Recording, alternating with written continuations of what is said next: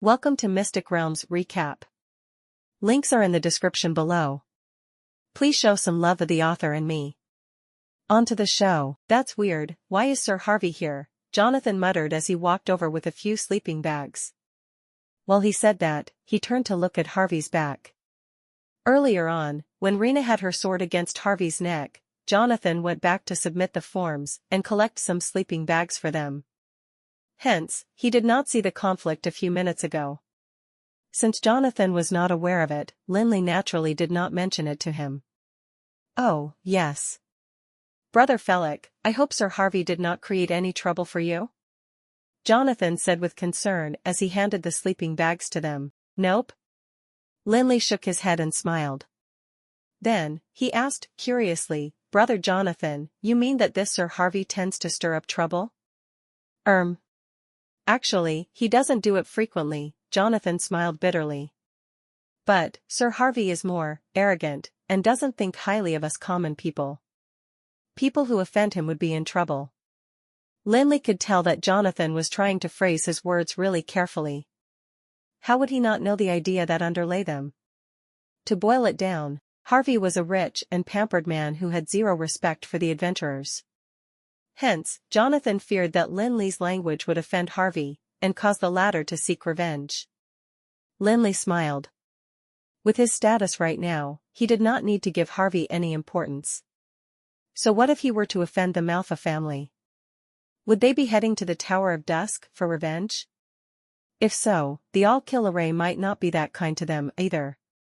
Yet, Lin Li was really grateful to Jonathan.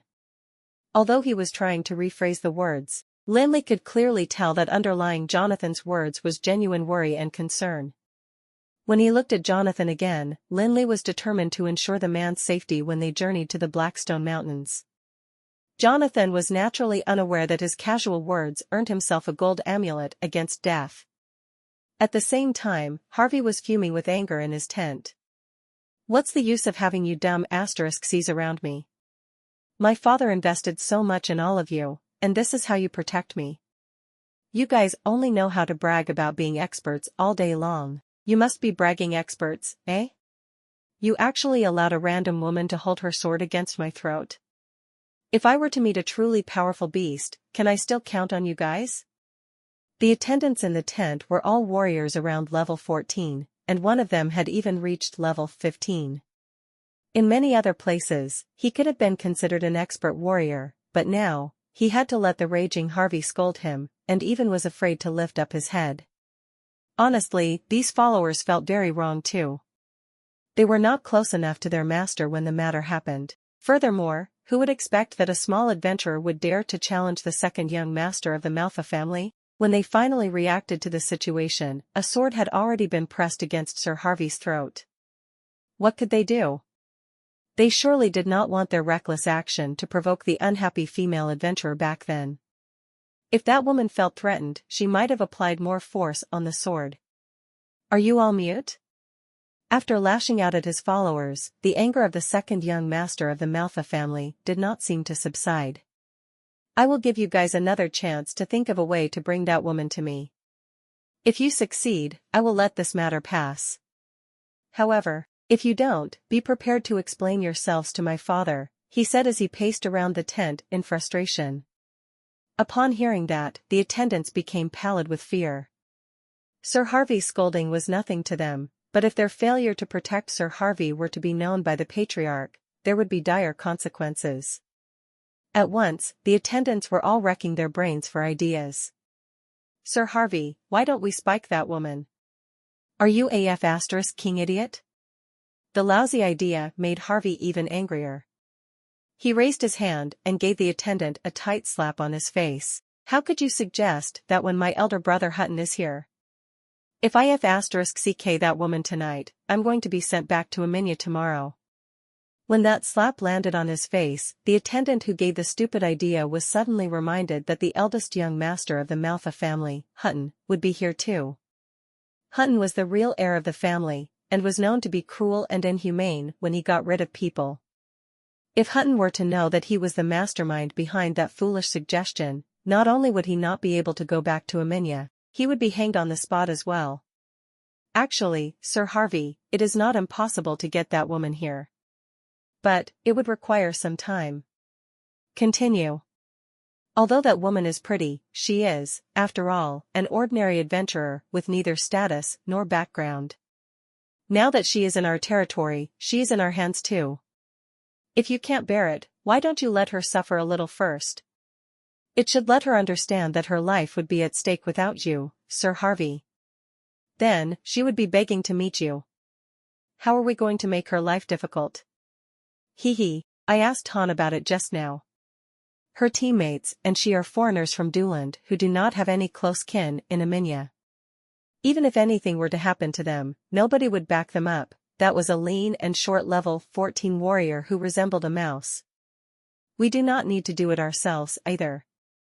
Just get a few Eminya adventurers to give her 3 male teammates a bashing, and that woman would naturally be scared. It would then seem like a conflict between the adventurers, and none of our business.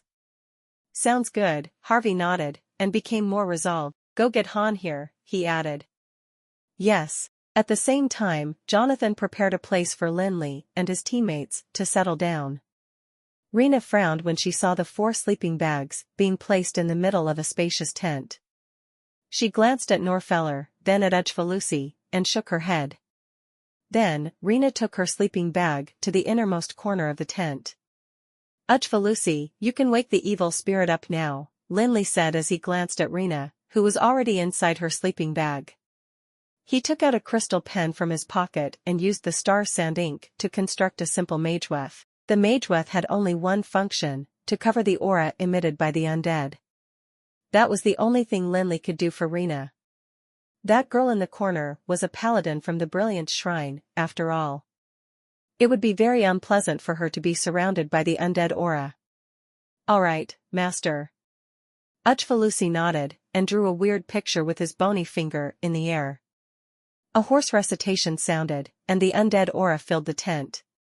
As the sky darkened gradually, Uchvalusi started to describe Granger's movements.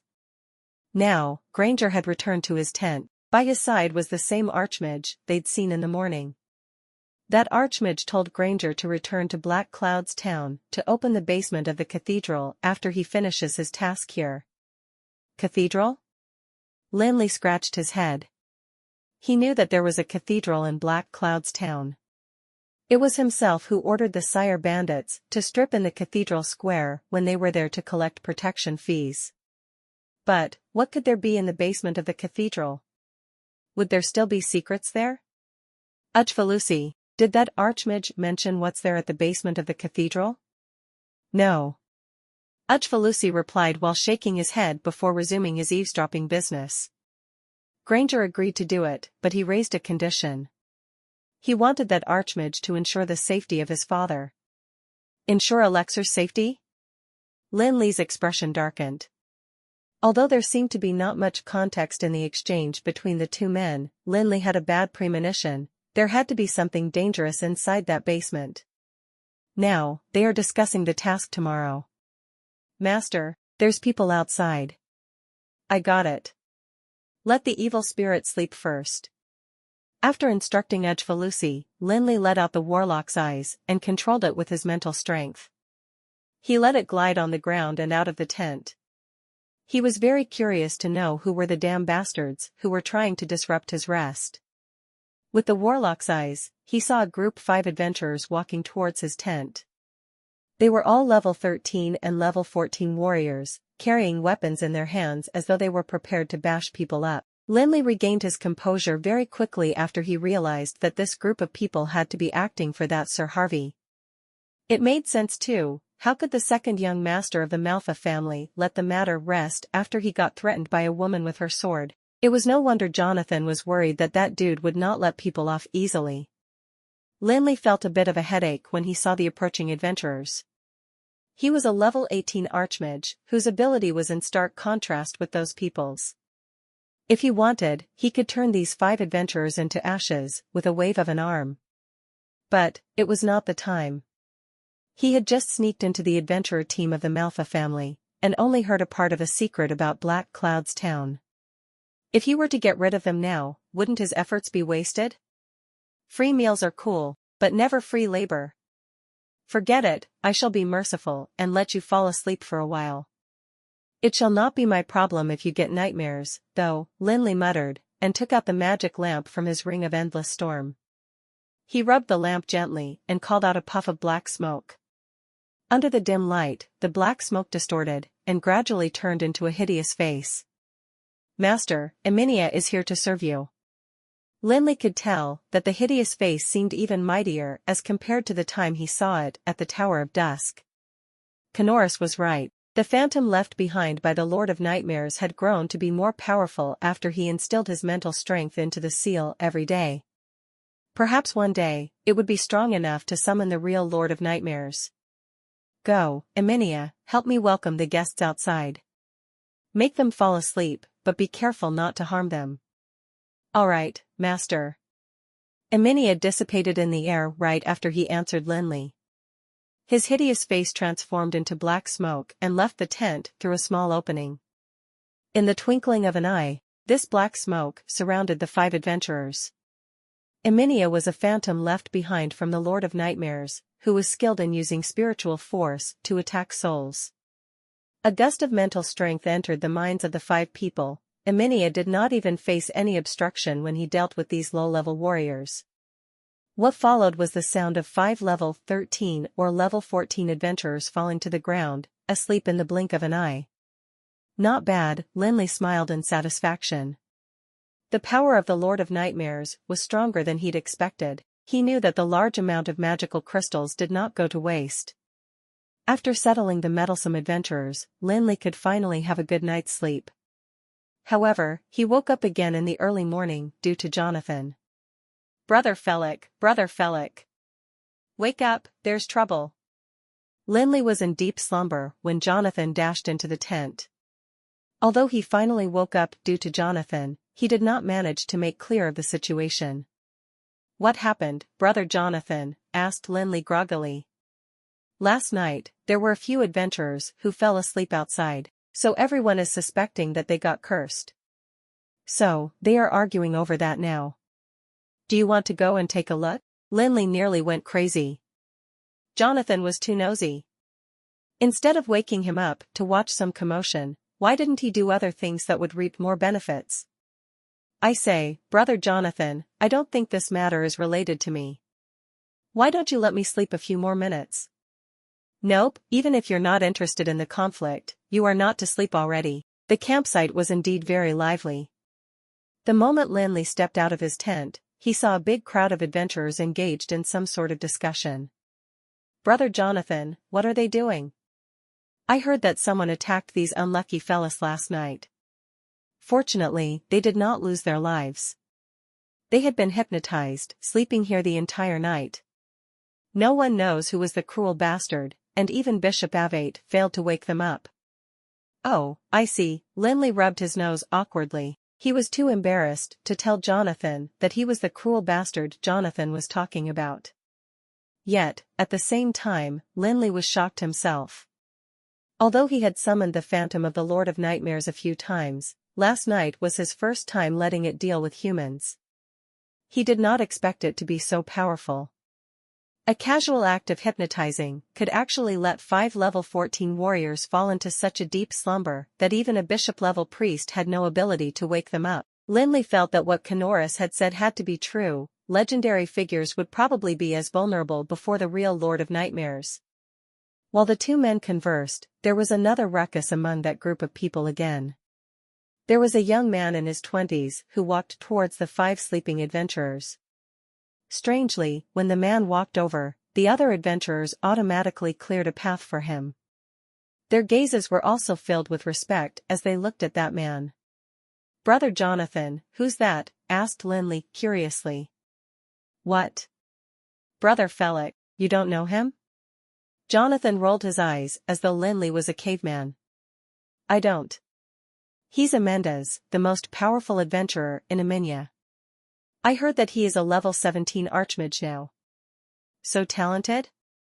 Lin Li gasped in shock.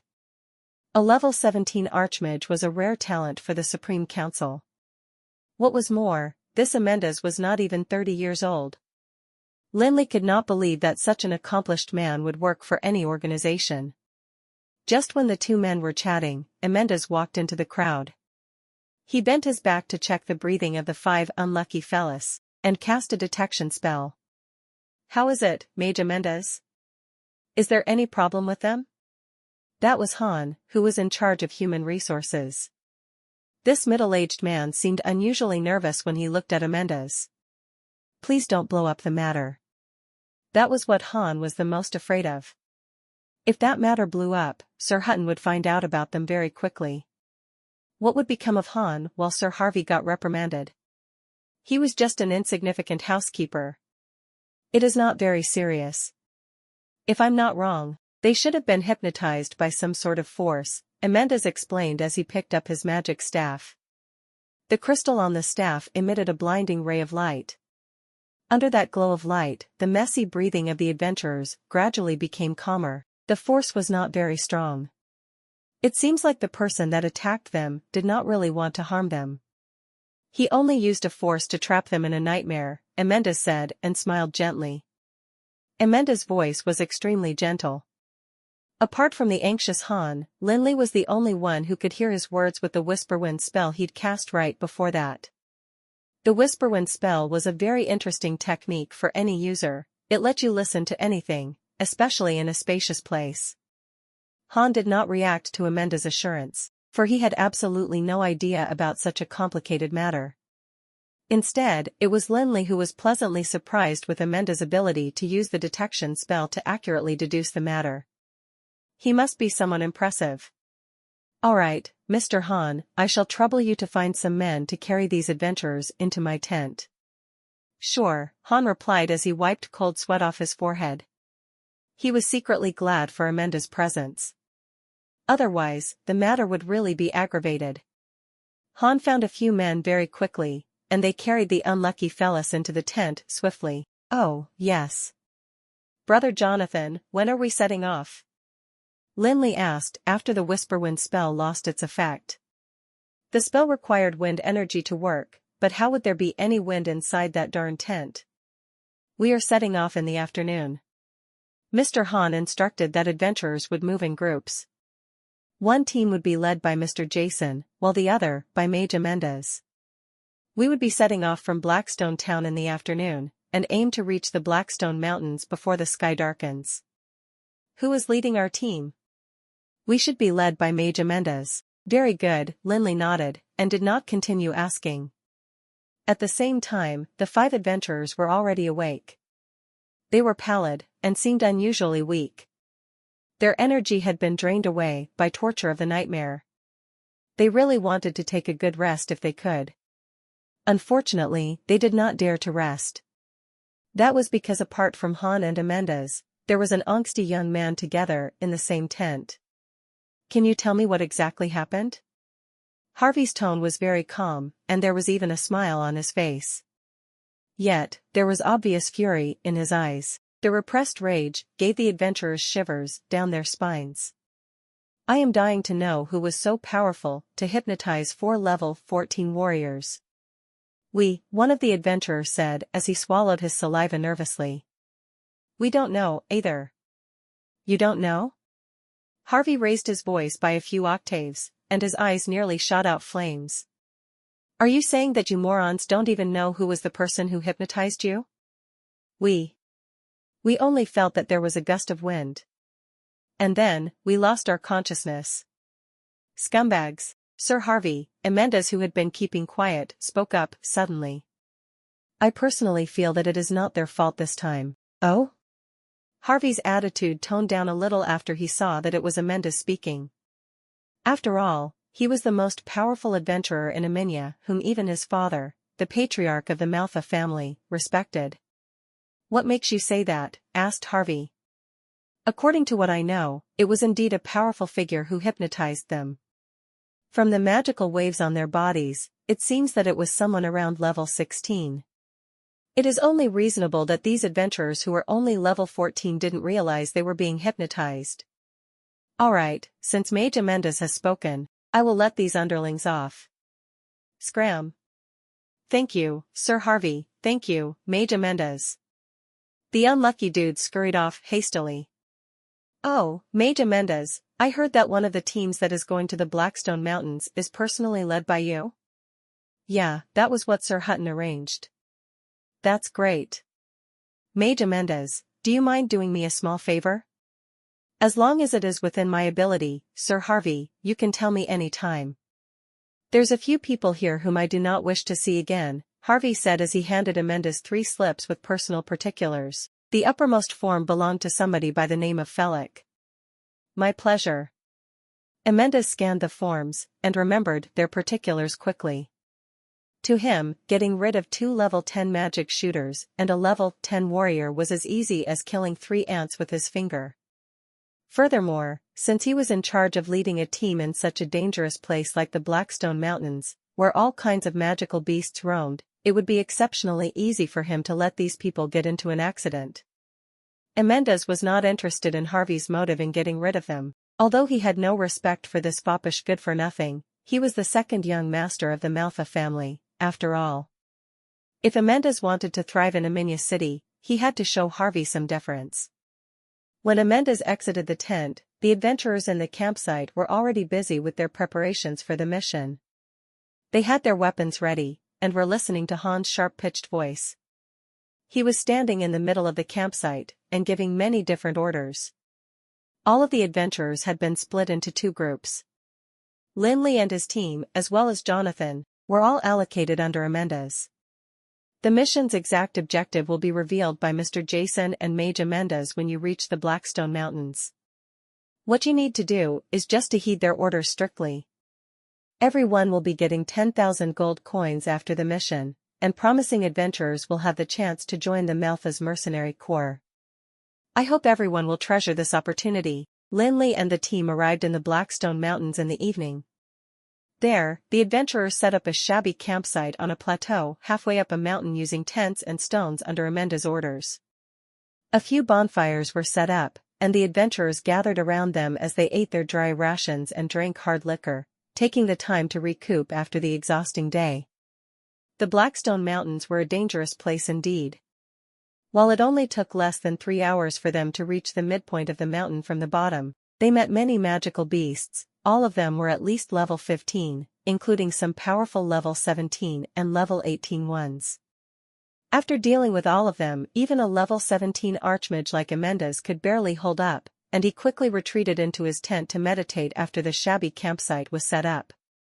But, before he did so, he assigned Lin Li with a task.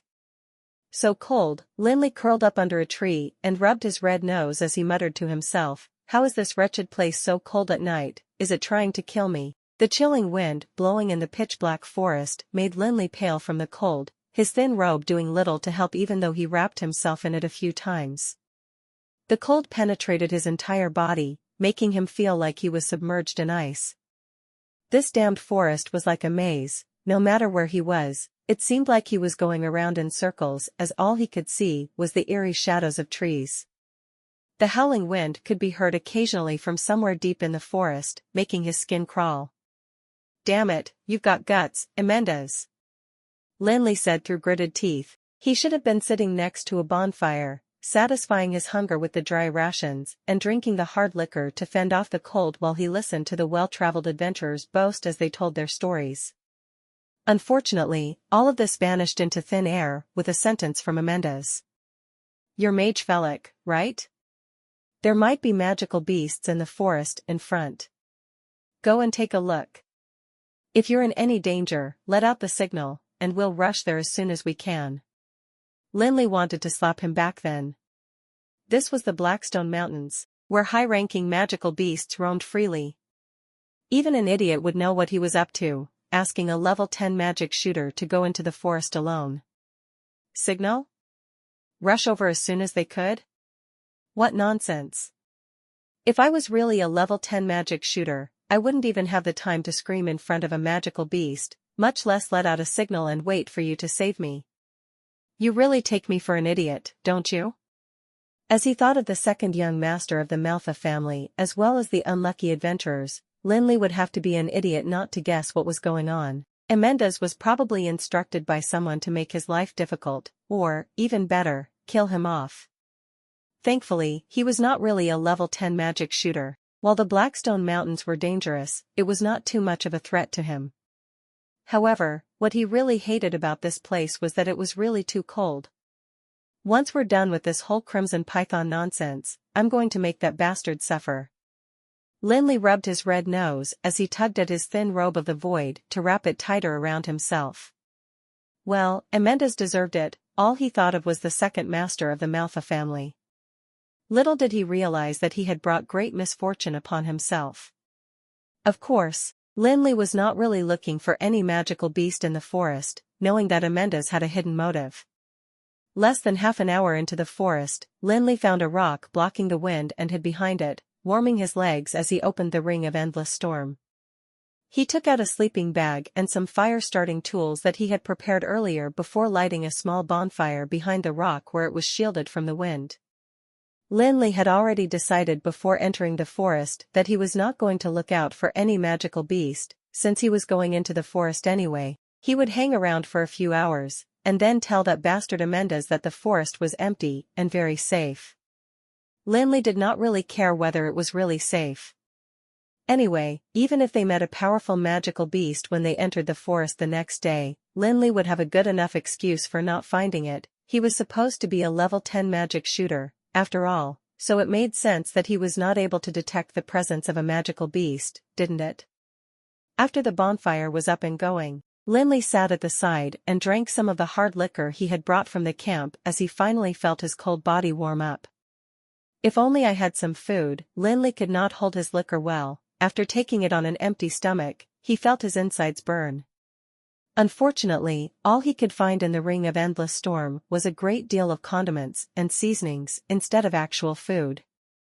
These condiments and seasonings had been in the Ring of Endless Storm for a long time as they were left behind from when Lin Li practiced cooking when he was bored in the Endless World. He had put in a great deal of effort to practice cooking, and besides trying all kinds of ingredients, he had tried all the animals he could find in the Endless World except for dragons. And then there was all the seasonings. These were not just your everyday seasonings like salt and vinegar. Once someone became a master at cooking, the seasonings they used were nothing short of lavish. Many of these were precious magic ingredients. One of them was the blue grass, which could be used to remove the bloody taste of meat and make tough meat amazingly tender. However, blue grass itself was a precious magic ingredient, and mages often dried it to grind into powder. If a little bit of blue grass powder was used during magic, a mage could easily execute a level 15 spell without wasting their mana. Back then, Lin Li had caused quite a stir in the Endless World when he bought a lot of blue grass in one go. All the mages were making conjectures that some twisted union wanted to monopolize the trade of blue grass, and many mages formed protest groups because of that. Unfortunately, they had been chanting their slogan, "Stop corrupt businessmen, stop monopoly," for a month, only to find out that some bastard had bought a bunch of blue grass simply because he was trying to perfect his barbecuing skills. Oh, right, so what if I don't have food? I can just make some myself, right? It's been a long time since I've done so anyway. When he thought of that, Lin Li grabbed a bunch of blue grass from the Ring of Endless Storm and muttered a spell, Life Detector. Given his abilities now, he was able to detect all life forms within a 100-meter radius with just one life detector spell.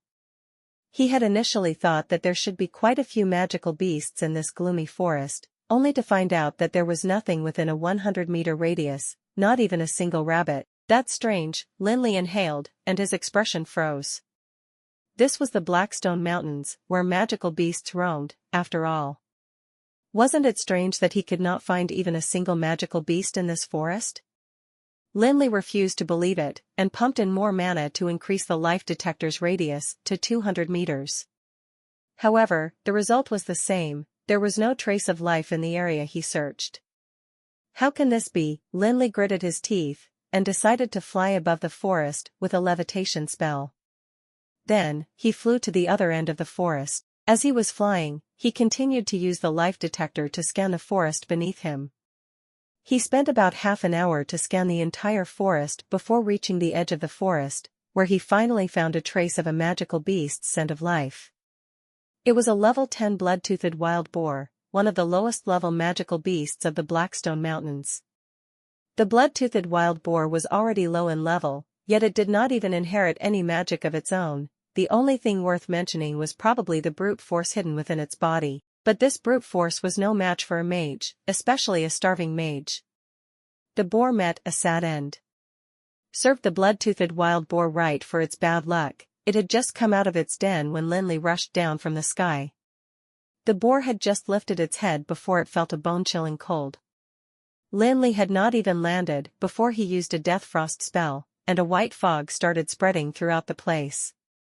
The poor blood-toothed wild boar could not even make a sound before it was completely frozen by the death frost. Lin Li then tightened his grip on the ether staff again before another loud booming noise followed as something exploded within the white fog. At the same time, Lin Li landed on the ground. When he emerged from the fog and flames, he was already holding onto a bare blood-toothed wild boar. Even Anduin would smile reassured if he saw this display of fire and ice magic. This fellow was now able to execute these two kinds of magic almost perfectly. He used a death frost to freeze the blood-toothed wild boar, and followed up with an endless flame spell to melt the ice. They were both level 16 magic, yet he was able to control them with incredible precision. The endless flames could be used to melt the ice, and at the same time rid the blood-toothed wild boar of its thick coat of fur while not harming its flesh at all. Besides the fact that the blood-toothed wild boar's heart ceased to beat and its blood no longer flowed through its body, it was no different from when it was alive, its body remaining warm for a long time after that. With his master-level cooking skills, Lin Li only used 10 minutes to prepare the blood-toothed wild boar. He had made a simple roasting rack with just a few branches and rocks, and the blood-toothed wild boar was stuffed with blue grass and stewed on a sharp wooden rod as it sizzled beautifully above the fire. The fragrance of the blue grass penetrated the meat and fused with it, forming a mouth-watering aroma. Lin Li rotated the wooden rod carefully to roast the boar evenly as he retrieved a small silver knife from his pocket to slice off a piece of meat from its hind leg. Not bad, he was surprised that he still had his skills. This bluegrass roasted boar tasted as good as those he had made before. If he had to find something bad to say about it, it would be that there was not enough seasonings to really emphasize the taste of the meat. But he could not help it. The Ring of Endless Storm was only used to store valuable items, and common ingredients like salt and vinegar were not carried in it. Well, since he was in the wilderness, he could settle for this, and make up for it by making some more roasted boar meat another day. He had enough blue grass in the Ring of Endless Storm to make a few dozen more roasted boars anyway. Just as Lin Li was lamenting about this, he heard a soft noise coming from the forest. Lin Li froze immediately after hearing the soft noise. After all, he did not retract the life detector he'd used earlier, and no movement within the area surrounding him could escape his knowledge. How could there still be something approaching him without him knowing? There were only two possibilities. 1. It was a high-ranking bandit skilled at shadowing and able to escape the life detector with his well-honed techniques, or 2. It was something way more powerful than him if it was able to escape the life detector's detection unknowingly. The scariest thing was that Lin Li could feel a huge force coming from the forest. It was a fierce and especially majestic aura, making him want to submit unconsciously. Lin Li knew that such a ferocious aura could only belong to a magical beast, but the aura coming from the forest was unlike that of any magical beast that Lin Li knew of. Besides being a fierce aura, it was majestic and commanded absolute respect. Not even the aura of the crimson python and the salamander made Lin Li feel so oppressed. If he really had to find a comparison, it would have to be the Dragon of Destruction, Azardas, that had died a wrongful death in the endless world. Many thoughts flashed through his mind, and while it sounded complicated, it had only taken no longer than a second. Just as he heard the sound, Lin Li grabbed his ether staff unconsciously, and a large fireball was hurled into the air with a loud boom as the dragon's eye glimmered. This was the pyroblast Lin Li had stored long ago in the dragon's eye, and was meant for unexpected situations like this. Mages were not as physically strong as warriors, after all, and they could only rely on high-level magic already stored in their magical equipment like that. A loud booming noise was heard. The forest turned into a sea of fire as the pyroblast exploded in it. Red flared in the pitch-black darkness as a blinding trail of fire shot up into the night sky. Lin Li dared not stop at just a pyroblast, and used a levitation spell to fly into the sky before throwing out a warlock's eyes as he floated soundlessly into the forest under the cover of the flames. Through the warlock's eyes, Lin Li could clearly see what was happening within the raging fire. There was a black-cloaked figure strolling, casually, towards him. It wasn't a magical beast? Lin Li could not believe his eyes. He'd never thought that a human, and not a magical beast like he had thought, could give off such a ferocious aura. This was not good. Lin Li brushed his nose as he felt embarrassed. He had thought that it was a powerful magical beast, and did not bother reasoning with it as he thought that it was to his advantage to strike first no matter what creature it was. However, little did he know that it was a human walking out of the forest. This was complicated now. They might just have been passing by and meant him no harm, but it might be a different story after the pyroblast he pulled off earlier. Then, Lin Li saw the figure reach out a hand and wave gently before the warlock's eyes fell into their palm like a falling leaf. Lin Li could not see anything after that. His heart sank as the warlock's eyes disappeared. If Lin Li had doubted the capabilities of the other person earlier, he was now completely sure that this person was way more powerful than he was. While the warlock's eyes was called an eye, it was not actually one. Instead, it was formed from a mage's mental strength combined with mana and thereby forming an extension of his senses.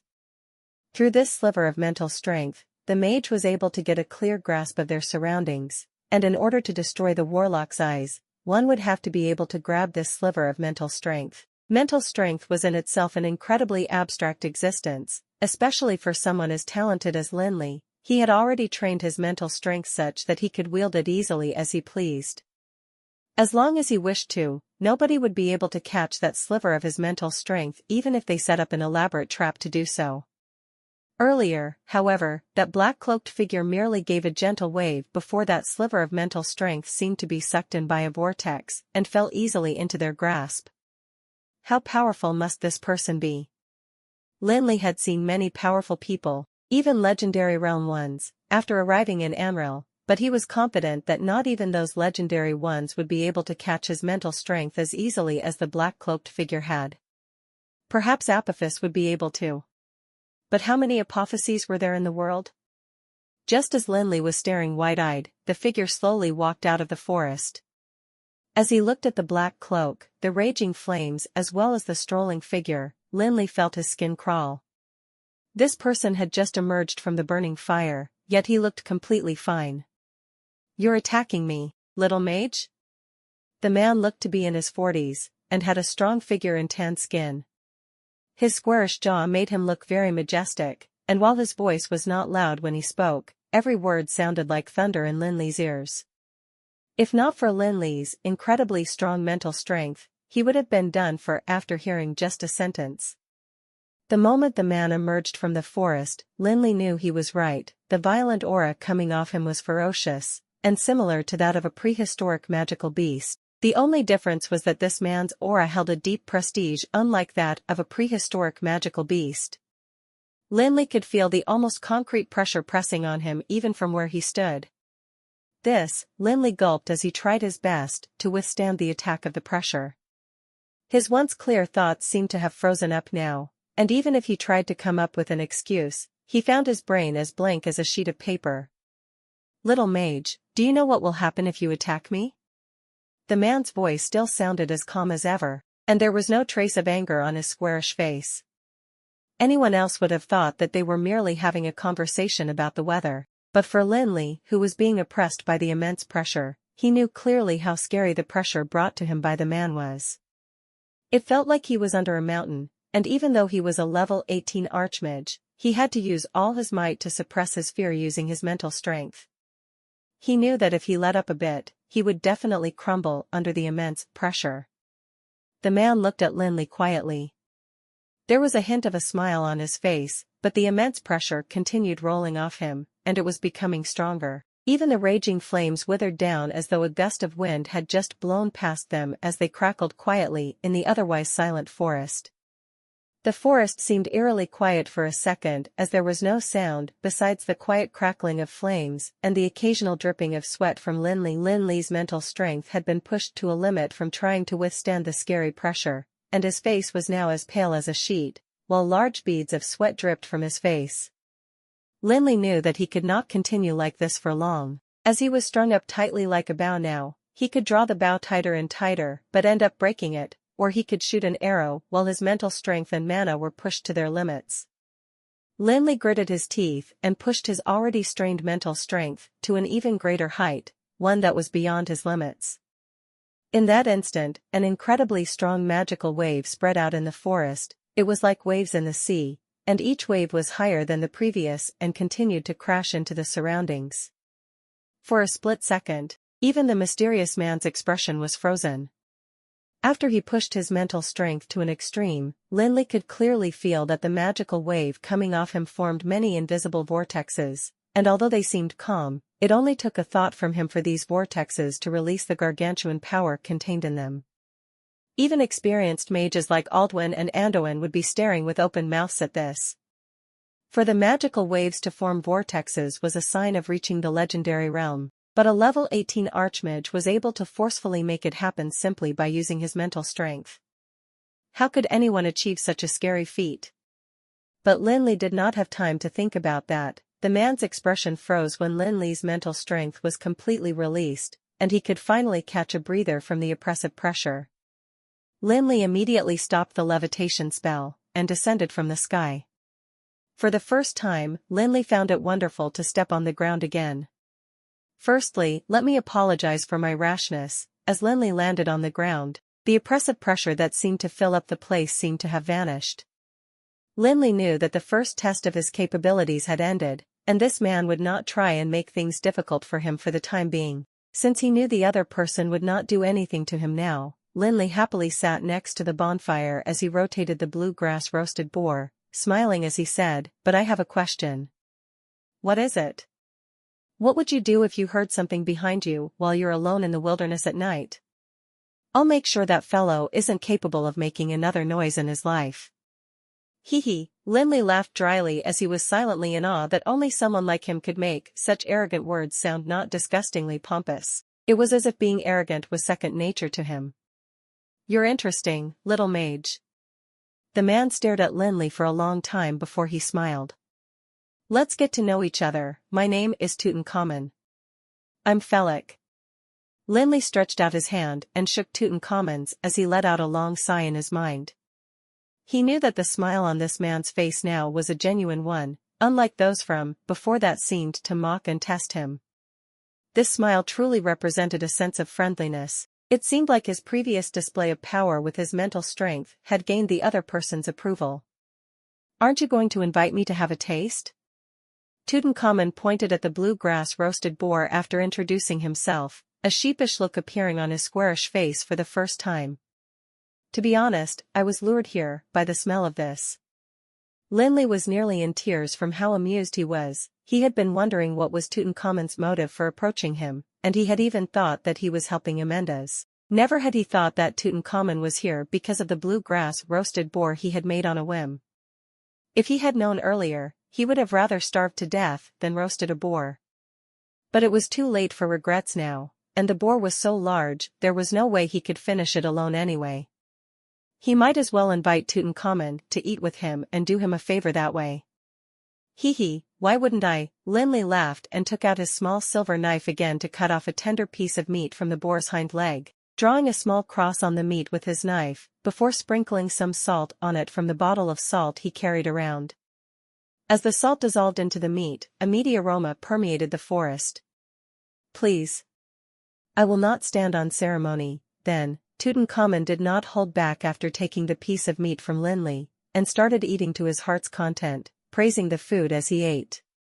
"Wow, little mage, you can cook better than I thought. This food is so delicious. I don't think I've ever tasted anything like that ever since prehistoric times." Hee hee, Lin Li smiled, but did not hurry to deny the praise. He was a master of cooking, after all, so if his food was anything less than delicious, how could he be deserving of the title? "Wait a minute. Lin Li's smile froze halfway through his laugh. This Tutankhamun said, prehistoric times? My god. Lin Li stared dumbly at Tutankhamun. What kind of era was the prehistoric times? That was when the dragons and the titans fought to rule over the lands. The unimaginably proud high elves were only just born under the tree of eternity, and they were still far from a tribe yet. To put it simply, they were merely food for the powerful beings of the prehistoric times. Lin Li felt his skin crawl. He had thought that he had seen more than enough, seeing as he had a vampire from the Dark Ages as well as a lich that had died hundreds of years ago as his followers. Moreover, he had come from another world himself. But, Lin Li had never thought that he would one day be sitting next to a bonfire with a powerful being from the distant prehistoric times, enjoying roasted meat and hard liquor while he complained about how wretched the weather was these days in the Blackstone Mountains. What's going on, little mage? Tutankhamun asked after making quick work of the boar's hind leg as he rubbed his mouth, savoring its taste. No. Nothing. Lin Li smiled, and only after that did he realize that his voice was unusually scratchy, just like something was stuck in his throat. It really has been years since I've tasted such delicious food. Seeing as Lin Li did not wish to speak of it, Tutankhamun dropped the subject, and only licked his lips as he still looked longingly at the food. Hee, if you like it, feel free to have more, there's so much anyway. Lin Li did not eat much to begin with, and he was almost full from the piece he had earlier. Moreover, after hearing Tutankhamun say that he was from the prehistoric times, Lin Li had lost his appetite, and was more interested in guessing Tutankhamun's identity as he chatted aimlessly with him. The two of them sat next to the bonfire and chatted for about an hour. Lin Li had only eaten a small piece of meat from the boar's hind leg, while the rest had been polished off by Tutankhamun. Lin Li was not shocked by his appetite, instead, he was shocked by how seemingly endless Tutankhamun's knowledge was. He knew a great deal indeed, and Lin Li even wondered if there was anything in this world that this mysterious man did not know of. Tutankhamun casually spoke of everything from the prehistoric times to the Dark Ages and the present day as though the history of Amril was merely everyday objects he could find at home. He ate the roasted meat as he told Lin Li stories, including details that could not even be found in the most respected publications, yet they sounded like a personal encounter from Tutankhamun himself. The only thing that made Lin Li suspicious was that Tutankhamun's memory was strange. He remembered distant events far more clearly than he did the recent ones. It was especially so for events that had happened after the Dark Ages. For some reason, he knew less of them than a foreigner like Lin Li. But even then, his knowledge was nothing short of spectacular. It was not just on history, as he had an incredible understanding of topics like magic and martial arts, especially magic. Honestly, Lin Li had thought that he already understood magic very well since he had always been around formidable mages of Amril in his time here. After spending so much time with them, there was no way he could not be well versed in magic. But for the first time, Lin Li felt unbelievably ignorant before Tutankhamun. There were many techniques on the use of magic that he had never even heard of. Lin Li had thought that Tutankhamun was making these things up, but after he pondered over the technicalities behind it, he found that it all seemed doable. While it was incredibly difficult to execute it, it was not entirely impossible, and Lin Li found himself perking up at the mention of the techniques used by the High Elf's royalty. Surprisingly, Lin Li was the one who had gained more from this as they ate their roasted meat. Right, little mage, I realized your mental strength is somewhat strange. I remember there was a mage like you during the Dark Ages. He had very powerful mental strength as well, but he was a bit more powerful than you. He had reached an impressive level in terms of controlling his mental strength, and even came up with a method of training it. There's such a thing? Lin Li jumped in shock. It was every mage's dream to improve their mental strength as it largely determined how powerful they could eventually become. If there was really a way of improving it, then he was sure that more than half of the mage apprentices in the world would be able to become archmages. Unfortunately, it had been proven that all of these were just a fantasy. Mental strength represented a mage's talent for magic.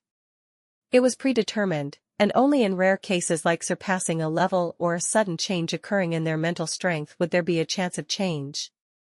Yet Tutankhamun said that a mage had left behind a method of training mental strength. It is a coincidence indeed.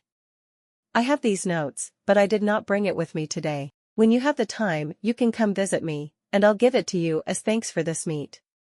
Tutankhamun stood up and let out a loud burp. Lin Li couldn't find it in himself to believe it. Is there really such a method? Yes. Tutankhamun nodded his head firmly before tilting his head as though he was thinking. Right, that mage was called Juresco. He seems pretty well known amongst you humans, you should know him, right? Lin Li felt his brain buzzing. A method of training mental strength left behind by the god of mages, Juresco. Alright, I'm leaving. It was nice to meet you, little mage. Come and visit me when you have time. I live at the top of the Blackstone Mountains, but it's difficult to reach my house, so you might have some problems given your abilities now. How about this, you can go look around for a magical beast called the Crimson Python and try to enter its nest. At the end of their nest, you'll find a secret passage that leads to the top of the mountain. You can reach my house that way. Amendes was so shocked upon seeing Lin Li return to the camp unscathed that his jaw hung wide agape. Amendes was no stranger to the Blackstone Mountains. To be honest, about 2 months ago, he had completed a mission in the exact same place he had sent Lin Li to check. Nobody knew better than Amendes how dangerous that place was, although not many magical beasts appeared there. It was a hot spot for magical beasts above level 18. When they appeared, even a level 17 archmage like him had to seek cover.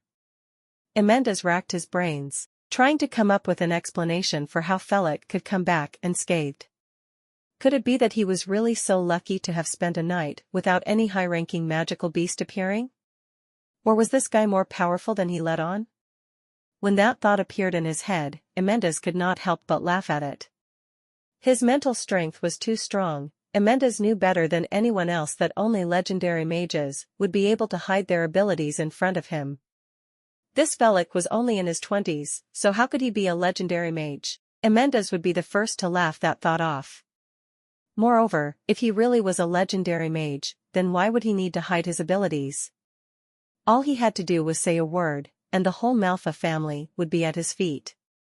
Why would he still need to pretend to be a weak adventurer and suffer in the Blackstone Mountains?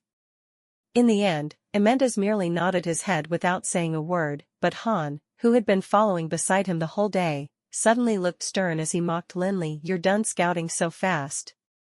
What, did you fly? Han stood with his hands behind his back, his face was solemn, and he was speaking in an unusually derisive tone. Don't think I have no idea what you're up to. You found some place to hide before coming back to say there was nothing nearby, didn't you? Whom are you fooling? Let me tell you, this mission concerns the safety of the whole group, and if you know better, you'll quickly admit your mistake now. Don't make me report this to young Master Hutton, or it'll be too late for any regrets. There really is nothing in that forest, Mr. Han. If you don't believe me, you can go take a look for yourself. I'm only a mage, not a magician. I can't possibly conjure up a magical beast for you, can I? Lin Li gave Han a glance, before ignoring him. Frankly speaking, he had not thought much of this short and sly butler of the Manhwa family. It was one thing to be materialistic, but how could he be so blatant about it? He even yelled as he pleased at his distant relative, Jonathan, not caring at all whether he had embarrassed him. Did he really think he was almighty just because he worked for the Manhwa family? Lin Li never paid much regard to people like that. After replying curtly, he chose to ignore Han. Only, he did not think that his words would enrage Han. The short and sly butler suddenly jumped angrily. Who are you to speak to me like that? Don't think I'll treat you any better, just because you know that country bumpkin Jonathan. You really believe that he's my distant cousin? Pfft, my family has been the Manhwa family's butlers for 3 generations. How can that country bumpkin be my relative? Han was hopping mad, but Lin Li could not be bothered to spare him another glance. The best way to deal with such fools was to ignore them, or they'd pull you down to their level and beat you with experience. Amendes was much better in that sense. Even though Amendes held bad intentions as well, at least he knew to put on a facade, and was skilled in the art of putting him in dangerous situations in such a way that Lin Li could not refuse. "Alright, Mr. Han, please quiet down." Amendus finally spoke just as Han was losing his mind in anger, placating the enraged man before he turned to Lin Li, and said calmly, "Okay, Mage Felix, I just want to make a final confirmation with you. There really isn't anything in the forest?" Lin Li nodded resolutely. "Nothing. Alright, then, you can go rest, Mage Felix." Amendus waved his hand and gestured for Lin Li to leave, but just as Lin Li was about to step out of the tent, he heard Amendus' voice again. "Oh, right. Mage Felix, I have to remind you that your reconnaissance mission tonight concerns the safety of the whole team. If I find out that your report was false, you might run into some trouble." "Hee, you'll find that it is all true." Lin Li turned around and smiled at Amendus before he turned again and left. Lin Li was not in the least bit worried about what Amendus said, for he had seen it for himself. There was really nothing in that forest besides the boar Tutankhamun, and he had eaten. Lin Li was sure that Amendus' eyes could not be more accurate than his life detector covering an area 200 meters in radius. Furthermore, even if there had been any magical beasts, they would have fled in fear after Tutankhamun's appearance. The pressure from him was scarier than that of legendary magical beasts, and even Lin Li had to force his mental strength to an extreme to remain conscious back then. Oh, right. Lin Li suddenly remembered how the forest had been so strangely silent that he could not even see a single fly. Could it be because of Tutankhamun? The more Lin Li thought about it, the more he thought that was the case. Otherwise, why was he unable to spot a single magical beast in a forest halfway up the Blackstone Mountain's tallest peak? It was merely a legend for one to emerge from mud without being soiled. It made sense that only those who were close enough to it would be affected. It seemed like this man who had said he was from the prehistoric times was much more powerful than Lin Li thought. Amendus led his men out already at the crack of dawn. They had to cut through the forest in front of them, but before the whole group went in, Amendus sent a few level 15 bandits to survey the surroundings. This was an issue concerning the safety of over 100 people, after all, and even though he wanted to find a way to get rid of Lin Li, he could not entrust such an important task to him now. The level 15 bandits were impressive indeed, as they had all returned within an hour, but the results of their survey gave Amendus a shock. There was really nothing in the forest. How is that possible? Amendus paused for a minute before he waved his hand for the group to continue forward. Their progress was naturally much faster without the hindrance magical beasts presented, and they managed to cut through the forest within 2 hours. The smoothness of the journey was beyond Amendus' imagination. They had not even met a single magical beast. Amendus even wondered if they had gone on the wrong path. Was this quiet place really the Blackstone Mountains where magical beasts roamed everywhere? The adventurers set up their campsite in the evening once again using tents and stones. Mage Amendus, second young master, has sent a message through magic in the evening, asking when the rascal can be dealt with. Amendus' tent was spacious, and the floor was lined with thick sheepskin rugs. There was a tea table set in the middle of the tent, and there were 4 people surrounding it: Amendus, Han, Granger, and the Archmage.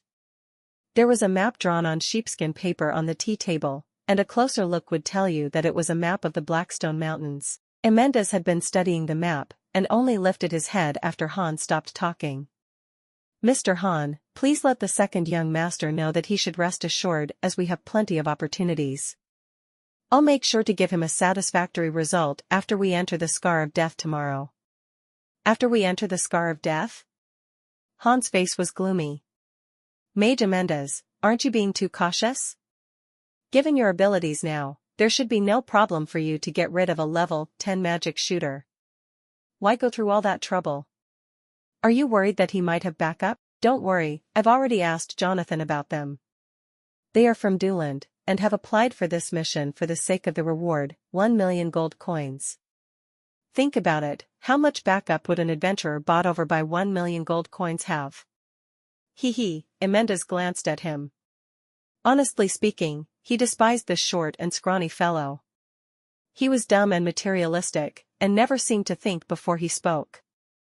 If not because he represented the second young master of the Manhwa family, he would have hit him with a pyroblast to the face. Why couldn't this dumbass think about how this mediocre level 10 magic shooter could be linked to so many strange happenings?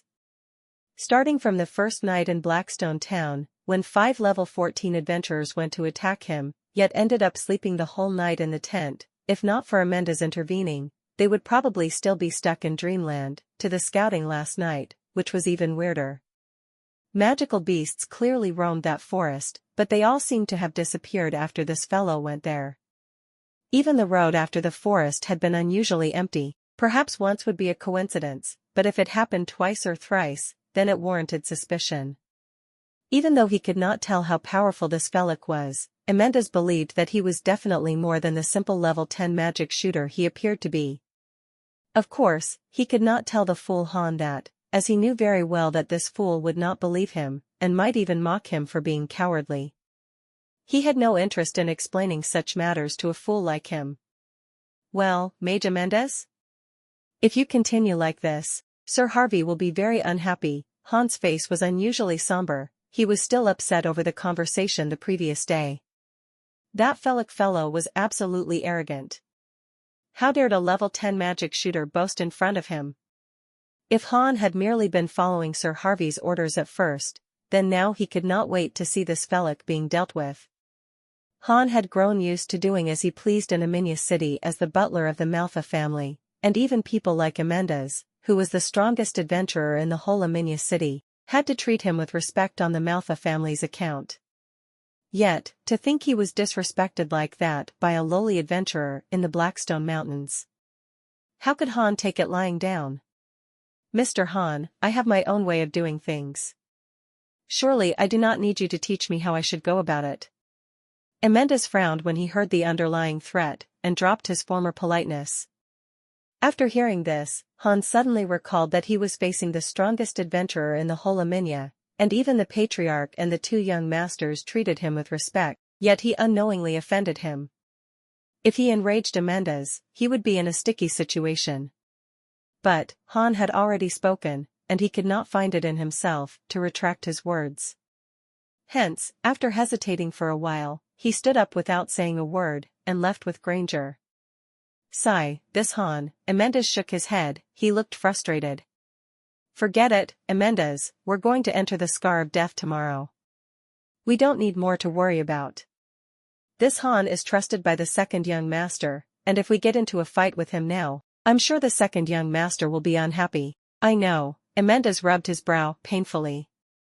This mission is of great importance to the Manhwa family, and if we screw it up, that young Master Hutton of ours might really abandon us. After leaving with Granger, Han suddenly stopped in a secluded corner. Granger, you know Reggie well, right? Yes, Mr. Han. Granger nodded. The Reggie Han spoke of was one of the bandits sent out by Amanda's this morning. They did know each other very well back in Amidst. Han gritted his teeth. Then call him over, we'll help Amanda's do what he's too afraid to do. Granger hesitated. Mr. Han, should we notify Mage Amanda's? Notify him? Forget it, he's so cowardly that he's afraid even of a level 10 magic shooter.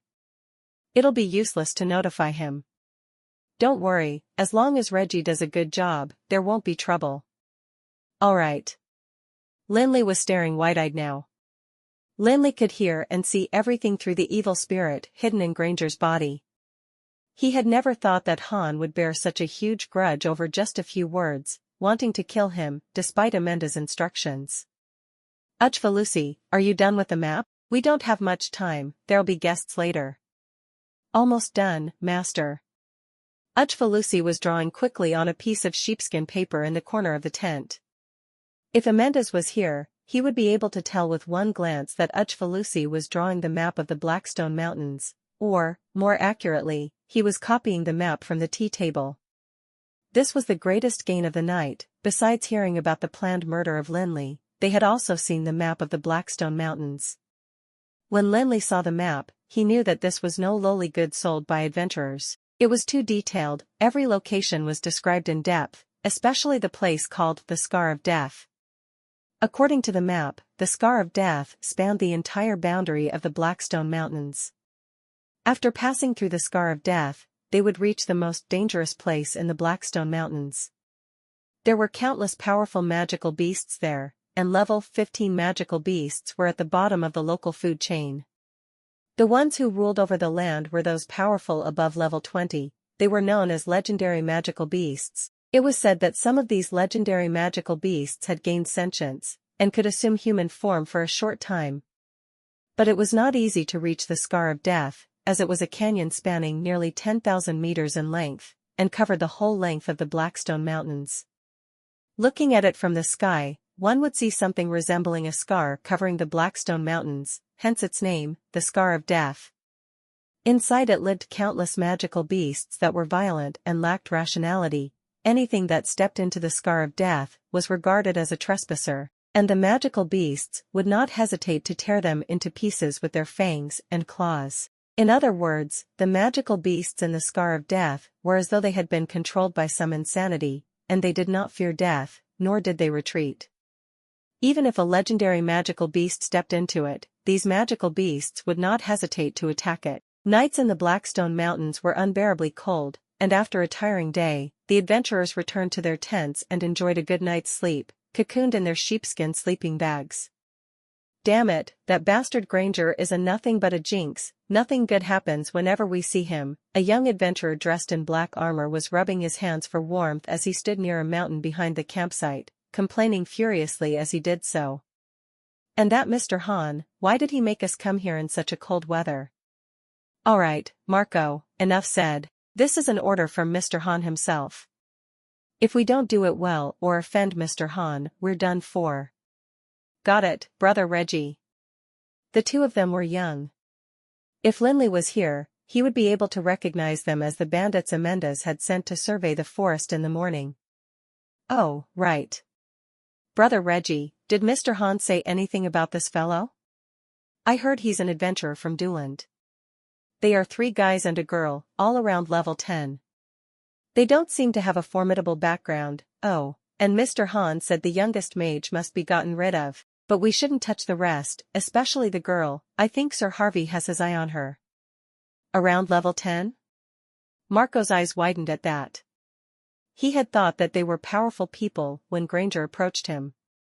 After all, Granger had laid out pretty good terms. Each of them would receive a large sum of money and a recommendation to the family's mercenary corps, and become core members of the Manhwa family. This was something that every adventurer in Aminya dreamed of. Marco had never thought that Mr. Han merely wanted them to get rid of a level 10 adventurer. How powerful was a level 10 adventurer? Probably like those from the Adventurers Guild in Aminya, risking their lives every day for a few hundred gold coins and fighting low-level magical beasts. That amount of money was not even enough to pay for a meal for Marco and his friends. Marco shook his head as he felt incredulous. This Mr. Han was really something. Did he have to take these level 10 adventurers so seriously? Fancy having Granger gather all of them for this. All 4 of them here were the best bandits among Aminya's adventurers, and all of them were at least level 15. Reggie especially had reached level 16 a month ago, and would be considered pretty strong even in the whole breezy plains. Say, Brother Reggie, isn't Mr. Han being too cautious? Don't talk so much, just do as Mr. Han said. Anyway, we should wrap this up quickly and go rest soon. We'll be going into the Scar of Death tomorrow, and that should be more than enough work for us. True, Marco nodded. After the short conversation, the 4 of them followed along the side of the mountain behind the campsite, and vanished into the night like ghosts. Lin Li was studying a map in the tent. It was the map that Ujfalusi had copied down through the evil spirit. Every tree in the Blackstone Mountains was indicated clearly on it, and it included details like which magical beasts appeared at which place, where rare herbs grew, and where there were rare mineral veins to be found. Everything had been clearly labeled on the map. This Manhwa family is something indeed. Lin Li stared in awe at the map. If the Manhwa family could produce such a map, then it meant that someone amongst them had been able to explore the Blackstone Mountains. This was no joke. There were countless magical beasts in the Blackstone Mountains, and the magical beasts in the area, after crossing the Scar of Death, were especially powerful. Needless to say, even someone in the legendary realm might not be able to guarantee their own safety after passing through the scar of death. But the Manhwa family managed to do it. Someone amongst them had to have crossed the scar of death and explored nearly the entirety of the Blackstone Mountains, or he would not be holding this map right now. But what shocked Lin Li the most was the patch of white at the top of the map. It was strange as there was a clearly unfinished line that was abruptly cut off as though someone had poured ink on a priced painting. Lin Li knew that the patch of white was the main peak of the Blackstone Mountains, and it was not white because it had not been drawn, but because someone had wiped it away for some reason. Lin Li was willing to bet his head that someone in the Manhwa family had indeed scaled the peak of the Blackstone Mountains. After having fought the Crimson Python and eating with Tutankhamun, Lin Li knew better than anyone now what a truly dangerous place the Blackstone Mountains were. He believed that even if his teacher Andoin were to come here, he might not be able to climb to the peak of the mountain range either. Luck aside, the person who had drawn this map might be much more powerful than Andoin. Another thing looked strange to Lin Li. Everything was recorded on this map, everything except the nest of the Crimson Python. This is too strange. This question had haunted Lin Li for a long time, as a map that recorded even mineral veins and herbs should definitely display the location of the Crimson Python's nest as well. It was a legendary magical beast, after all. How could the person drawing the map be so careless? Wasn't he afraid that someone from the Manhwa family might stumble upon a Crimson Python's nest one day? Moreover, the Manhwa family was here for the Crimson Python, so what use would a map without any information on it be? But the map had a detailed description of the Scar of Death. According to it, that place was a living hell. There were even undead creatures alongside crazed magical beasts there. Hence, Lin Li found it weird that the Manhwa family had the confidence that a bunch of adventurers around level 10 would be able to cross through such a living hell. Unless Amanda's had far more powerful tricks up his sleeve? Ujfalusi, don't let the evil spirit sleep tonight, keep an eye on Granger instead. I feel like the Manhwa family is going to do something big. Lin Li held the map, deep in thought, but failed to think of anything. Hence, he decided to just give an order. Since he was tired of trying to understand it anyway, he might as well try his luck. This Granger seemed to be deeply trusted, so if Ujfalusi continued to keep an eye on him, maybe they would uncover more secrets. All right, master. Oh, those rats are here. Just then, a few shadows appeared on the warlock's eyes. Lin Li smiled. It seemed like Han was bent on getting rid of him.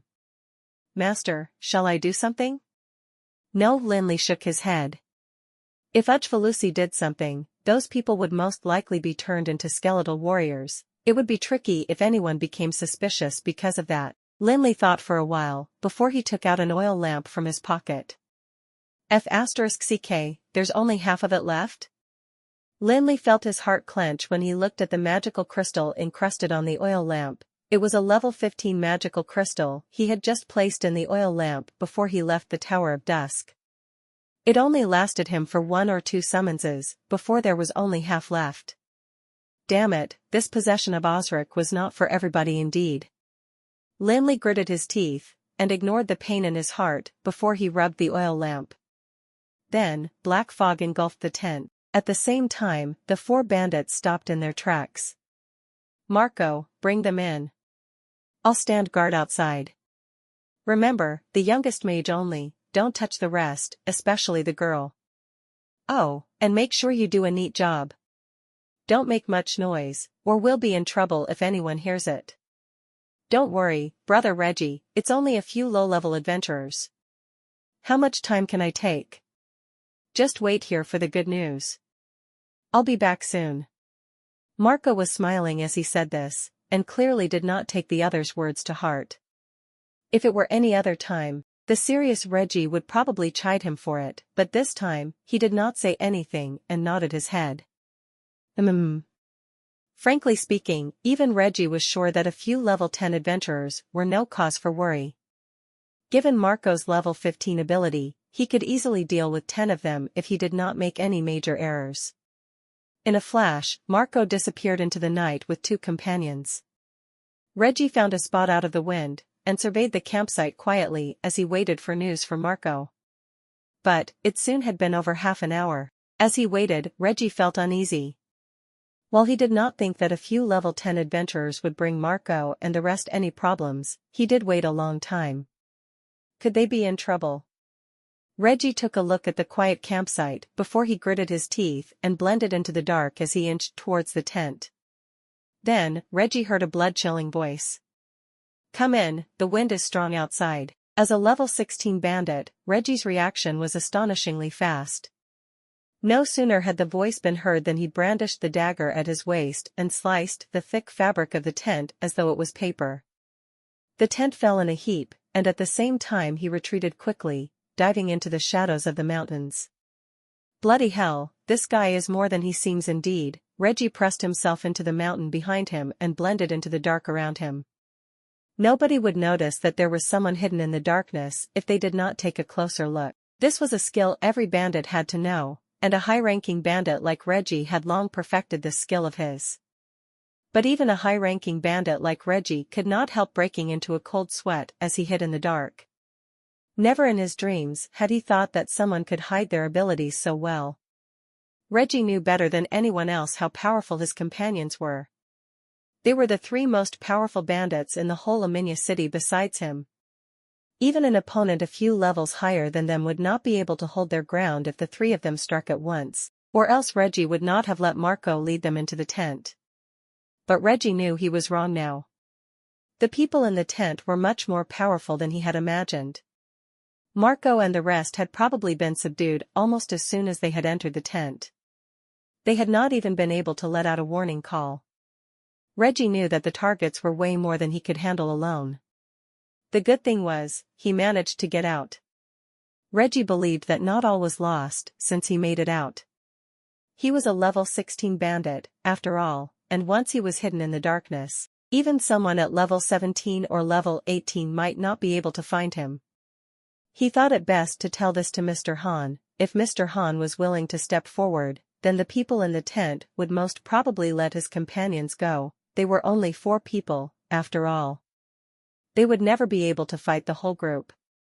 Perhaps even Lin Li might be in awe of his plan. This Reggie was something indeed. He had managed to slice open the tent and jump into the darkness in the blink of an eye. But, in that short period of time, Reggie had already managed to think this through and come up with the most effective and simple plan. Unfortunately, no matter how effective or simple a plan was, it had to be feasible. Just like what was going on now. Reggie had only just taken a step before he felt his chest tighten, and as he looked down in shock, he realized that there were red vines climbing up his body. Shit, the blood vine spell.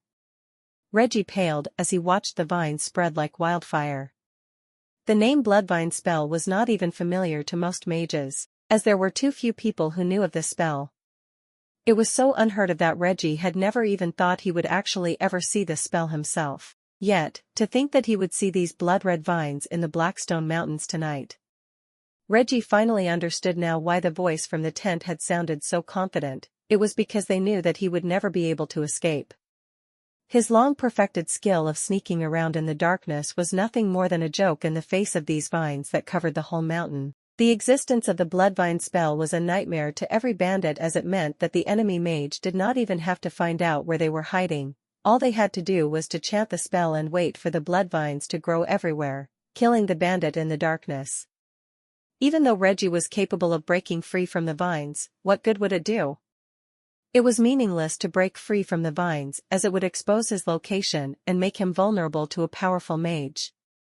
It would not save him, and might even anger the mage more. Hence, after seeing the bloodvines on his body, Reggie wisely ceased his struggles. I already said the wind outside is strong, stop running around. The voice coming from the tent chilled Reggie to his bones, and he gulped down with difficulty, trying to say something, only to realize that his throat was blocked off and he could not make a noise no matter how hard he tried to. Alright, come in. The only good thing was the mage in the tent did not seem to want to kill him now. Just as the voice was heard, the bloodvines on Reggie dropped and disappeared as quickly as they had appeared. It only took a moment before all that was left of the vines were the ones tightly binding his hands, preventing him from displaying his power as a level 16 bandit. But Reggie did not dare complain, as he knew that the vines were merely a warning. The mage in the tent was using this as a way of telling him not to resist. Since he could use the vines to bind his hands, then he was capable of making them constrict his throat as well. Reggie inhaled deeply before he walked out of the darkness and into the tent. When he walked in, the fallen tent had already been propped up again, and it was done by his companions. Marco's face was even sickly pale as he trembled helplessly while holding up the tent as though he had been through a traumatic experience. When he saw this, Reggie felt all his hair standing on ends. Nobody knew Marco better than Reggie did here, and he was well aware that this reckless level 15 bandit had a lion's heart. Even when he was facing the claws of magical beasts up close, he never trembled when he held his dagger. Reggie could not imagine how traumatizing something had to be to scare Marco like that. The tent was not spacious. Because it had fallen earlier, everything was in a mess, looking shabby and trashed. However, Reggie felt like he was walking into a demon lord's palace when he walked in, as the place was filled with a mysterious and powerful aura. "Norfeller, go and teach those fellows how to fix the tent." Standing a bit to his right was a young mage, carefully studying a map on a piece of sheepskin. He could tell that it was a newly drawn map from the fresh ink. The young mage raised his head, and only gave him a glance when he walked in before telling one of his companions, "Go and get the other bandit over. I need to ask him for help on something." "All right, master." Norfeller nodded his head and walked over slowly. For some reason, Reggie felt his hair stand on ends when the pale-faced young man walked over. It was an almost instinctive fear, just as though Reggie was a magical beast that met its natural predator, but he did not know why this was so.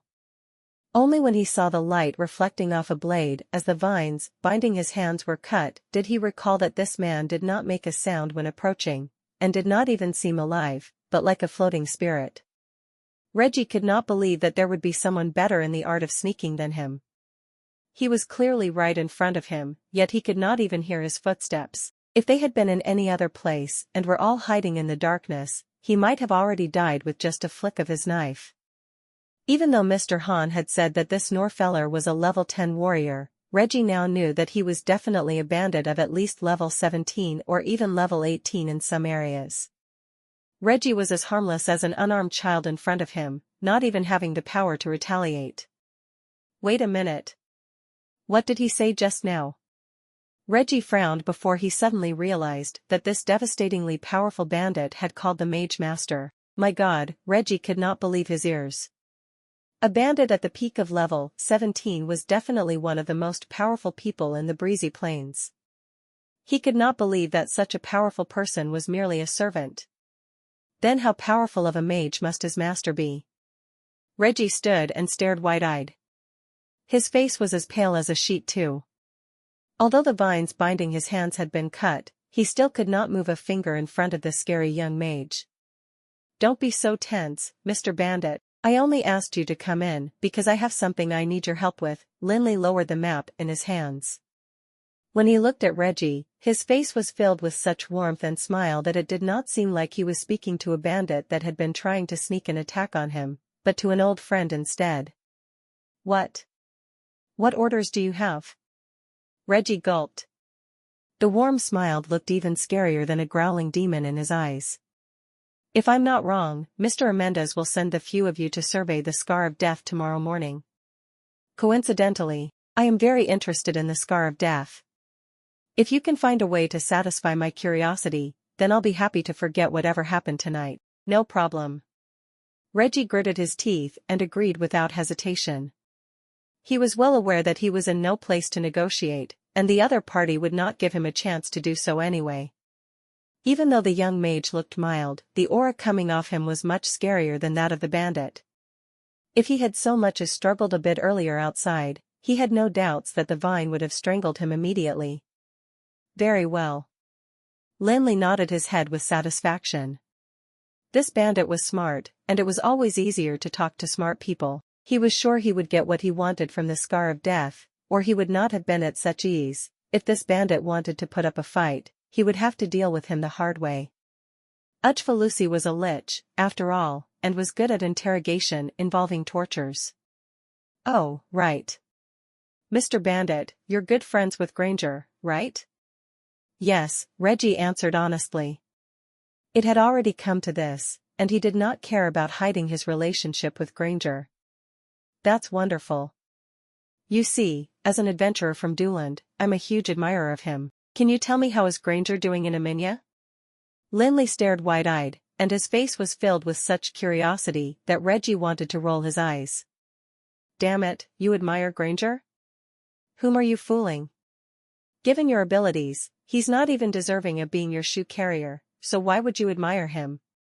Of course, this was all merely Reggie's internal thoughts, and he would never dare say it out loud. When I got to know him, he was still a low-level adventurer. Lin Li did not interrupt Reggie at all, and merely listened from the side quietly. According to Reggie, Granger was merely at level 8 when he'd arrived in Aminia, but for some reason, he got to know a benefactor from the Manhwa family, and his journey had been incredible smooth sailing from then on. That benefactor had led him into the Manhwa family, made him an official member, and arranged for him to learn from a high-ranking warrior. Hence, Granger jumped from level 8 to level 14 in a few short years, being only a step away from becoming a true high-ranking warrior. What benefactor? Lin Li was suspicious. He had met Granger a few times, and even though the latter seemed quite smart, he was nowhere near talented, and his personality was even worse. Lin Li knew from the way he had led the Crimson Python to Black Cloud's town that he was a greedy man who supported those in power. Such a person could never achieve anything great in life, and any benefactor who had their eye on him was definitely not looking to groom a talent. Hence, Lin Li was very curious as to what this benefactor's motive was. I don't know, either. I've merely heard this from others, but the benefactor seems to be a legendary mage. The heck, Lin Li jumped in shock. Wasn't the Manhwa family too powerful? They even had a legendary mage. No wonder they had been in control of the whole Aminia for so many years, yet the royal family of Felon had turned a blind eye to it. Unless they really had no choice, who was willing to offend a legendary mage? After joining the Manhwa family, Granger rarely hung out with us, and we only said hello occasionally. I heard Mr. Han even specially asked him for help this time. Lin Li nodded, and did not press further, as he knew that Reggie was probably telling the truth. Why would Granger care about old ties if he was the kind of person who would be willing to give up Black Cloud's town in order to gain recognition? It was a difficult task for any adventurer in Aminia to join the Manhwa family, especially Granger, who was now being groomed by a legendary mage. It was good enough that he even said hello to Reggie when they passed by each other in the streets. Oh, right. Mr. Bandit, how much do you know about the Manhwa family's mission? I know nothing, Reggie winced as he shook his head. He was afraid that the young mage would not believe him, so he hurriedly explained, Oh, dignified mage, I'm afraid you misunderstand. Adventurers have low status in Aminia, besides powerful ones like Mage Amanda's, the rest of us are merely sacrificial pawns in the eyes of the Manhwa family. They would never tell us the details of such a mission. Lin Li thought about it and realized that if these bandits could get access to classified information and important figures, how would Han dare to send them to kill easily? Han was merely the butler of the Manhwa family, after all, and was nowhere near the core circle of the Manhwa family. The people he could dispatch were probably only the likes of Reggie. All right, then. Fix the tent and you can leave. Huh? Reggie paused. He thought he heard wrong. How could it be so easy? This young mage was not kidding him, right? Reggie stood there as he stared nervously at Lin Li, not daring to take another step.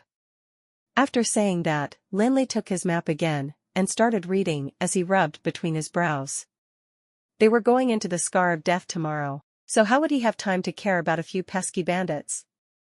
But after staring for some time, he looked up again and saw Reggie and his companions were still around, making him frown. Why aren't you leaving? Surely you do not intend to stay for breakfast? We're leaving now. Reggie finally believed him now, and quickly called his companions to leave the scary tent. However, just as he stepped out, Reggie suddenly recalled something. Oh, right. Dignified mage, I did hear something about this mission. Tell me about it. I heard people say that not only the Manhwa family is here in the Blackstone Mountains.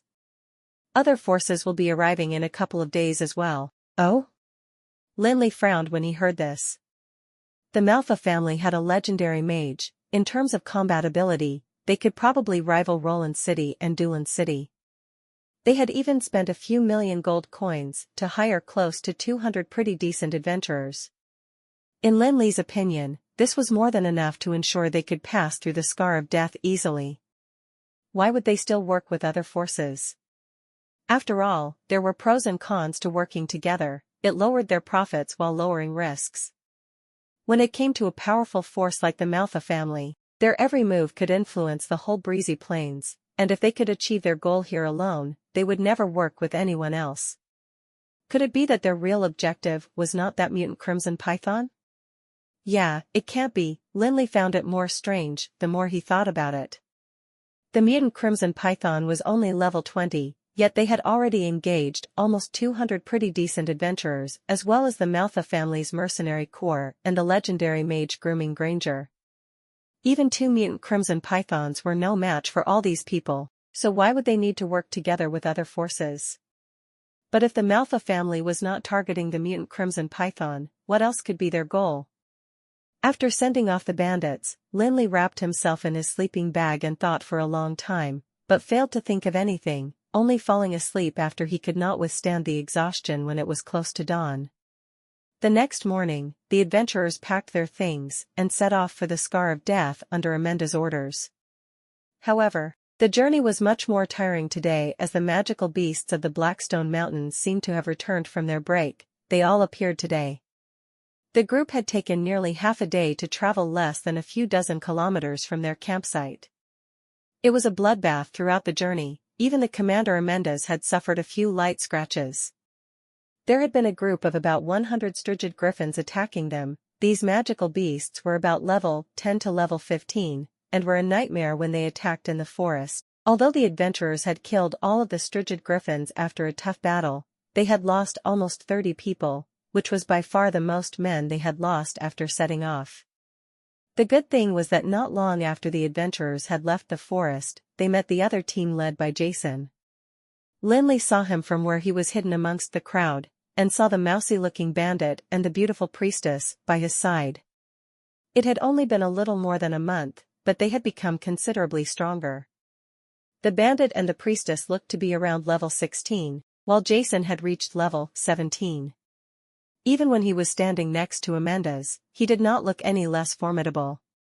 Seems like the fight at Sire Town helped them quite a bit. After the two teams reunited, they did not leave for the Scar of Death immediately.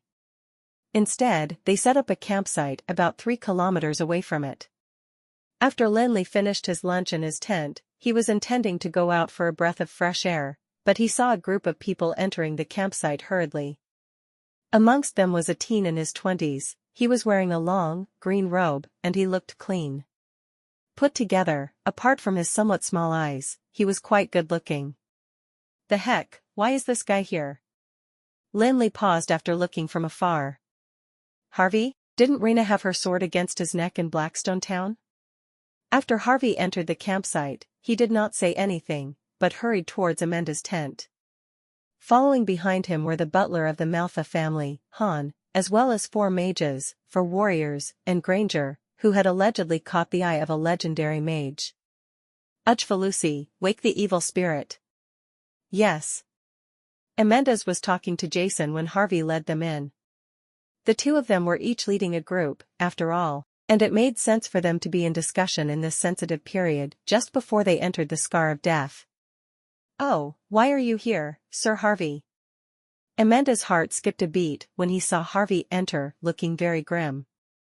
When Harvey entered the tent, he looked unusually grim, and did not even bother greeting Jason before he sat down somewhere, shooting a question right off the bat.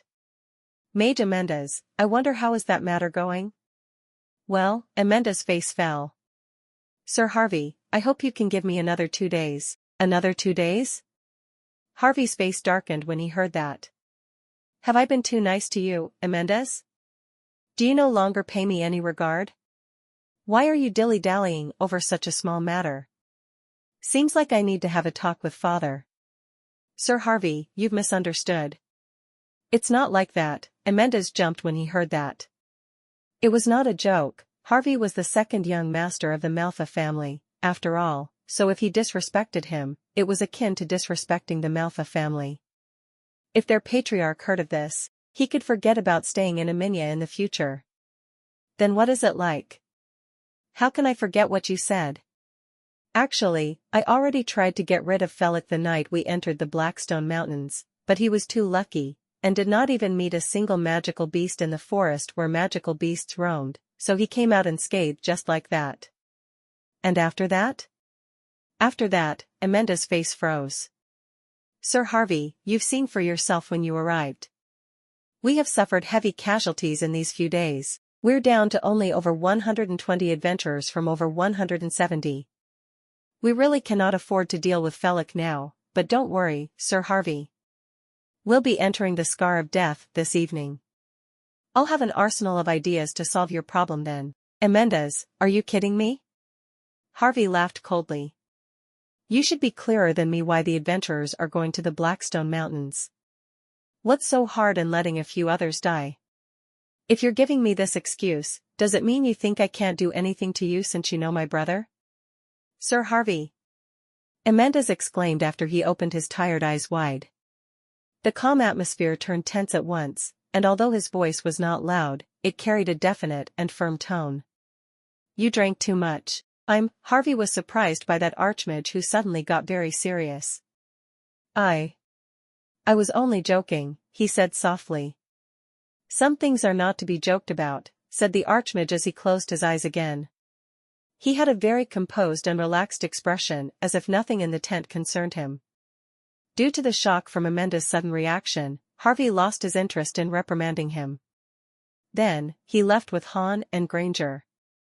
After watching the three men leave, Amanda sighed in relief. He picked up the map from the coffee table and started to discuss with Jason when they should depart. Brother Jason, I'm thinking of reorganizing my team before we set off. You know, we met many kinds of trouble these few days. We even got attacked by the poisonous sturgid griffins this afternoon, and lost dozens of brothers. Actually, we still have sufficient time. If we set off after lunch, we would have the entire afternoon to go through the Scar of Death. Oh, Jason nodded distractedly. Although his eyes were fixed on the map, his mind was occupied by the conversation between Harvey and Amanda's. Could the Felix they were referring to be that Felix? The thought of it made Jason laugh at himself. How could it be possible? How could that young mage be willing to become an adventurer who worked for money? Alright, even if the world had gone mad, and that young mage really became an adventurer, who would dare to employ him? Not to mention the Manhwa family, even if it was felons royals, no one would have the means to hire a mighty man who could kill a humorous WYRM. In fact, he even had a lich as a servant. Moreover, Jason knew very well that this young mage definitely had a very powerful background. After he returned from Sire Town's ruins, Jason tried to ask around to find out more about Felix's identity. Coincidentally, he had a friend from his hometown who was also an archmage in the Alana Guild of Magic. Thinking that his friend should know some relevant information about Felix since he was a mage as well, Jason attempted to meet up with him when he returned to the hometown for a visit.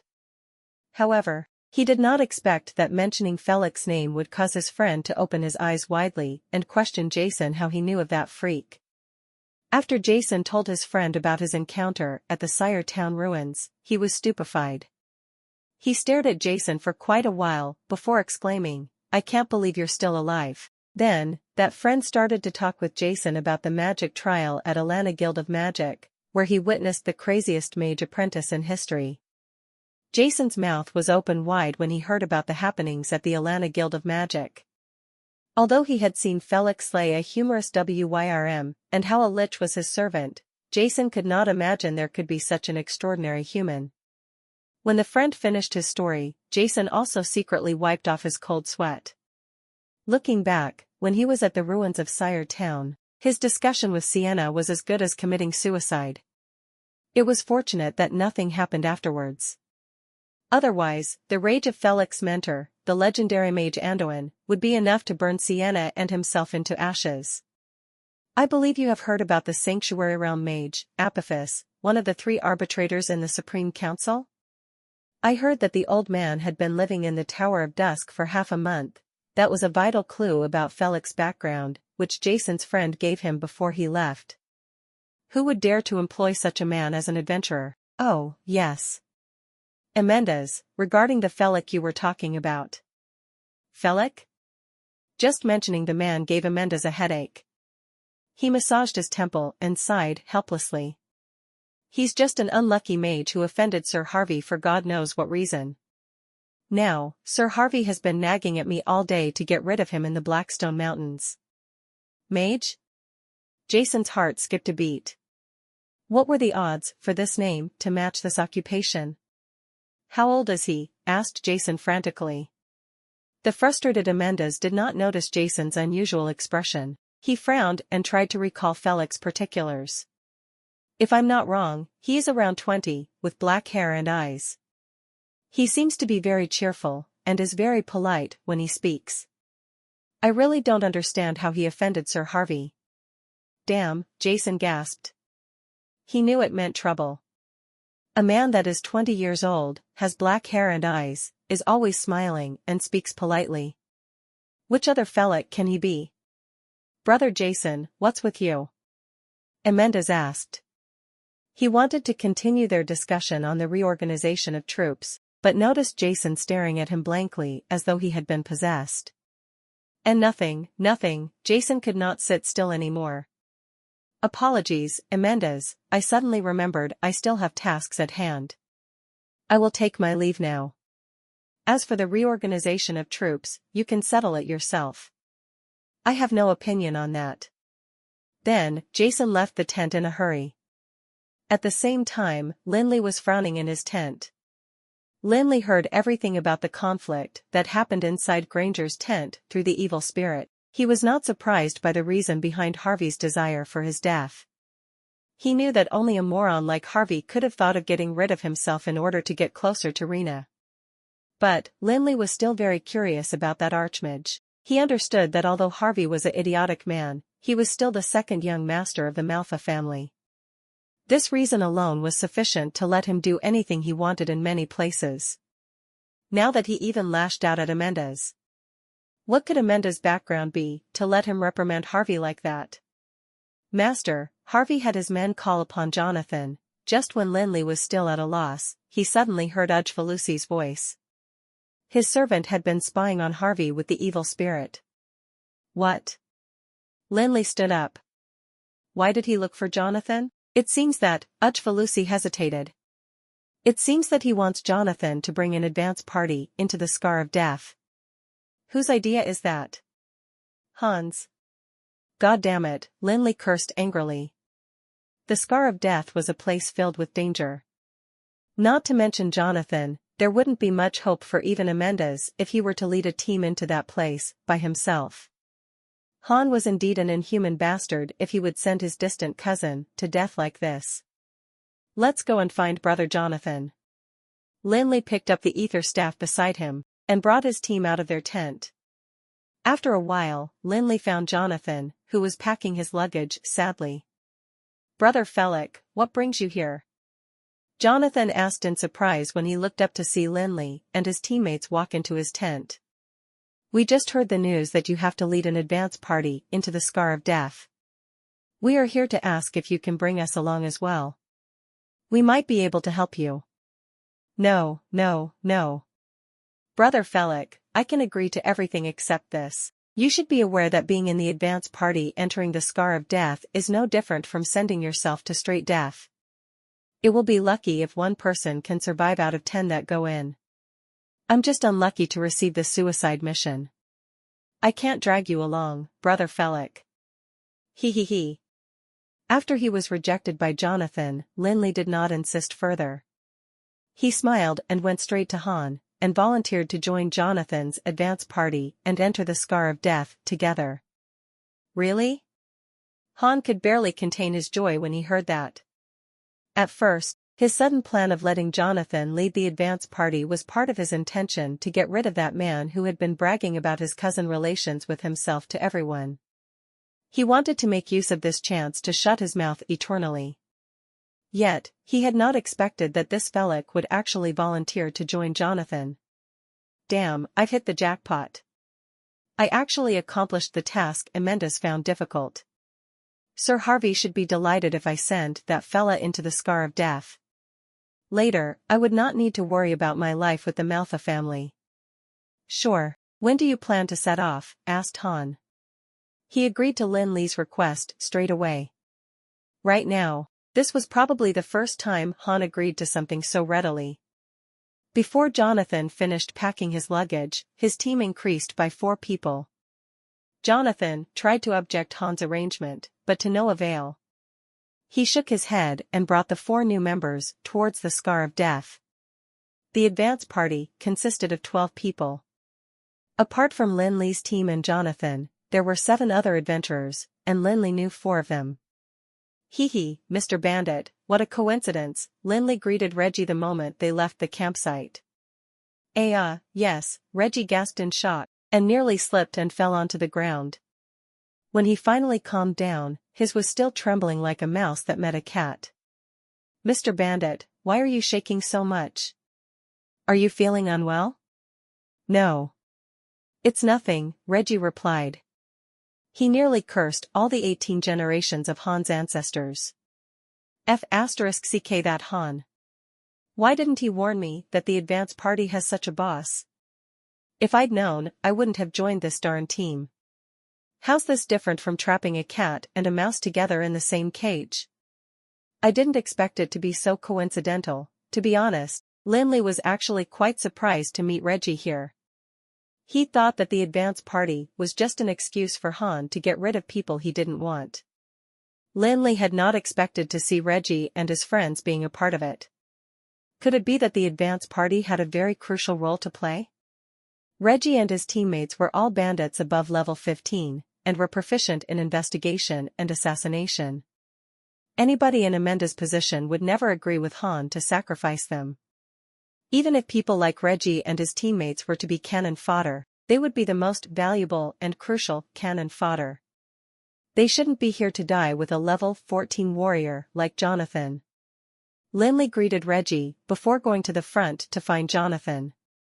He hoped to know from the puppet leader what mission the advance party had in the Scar of Death.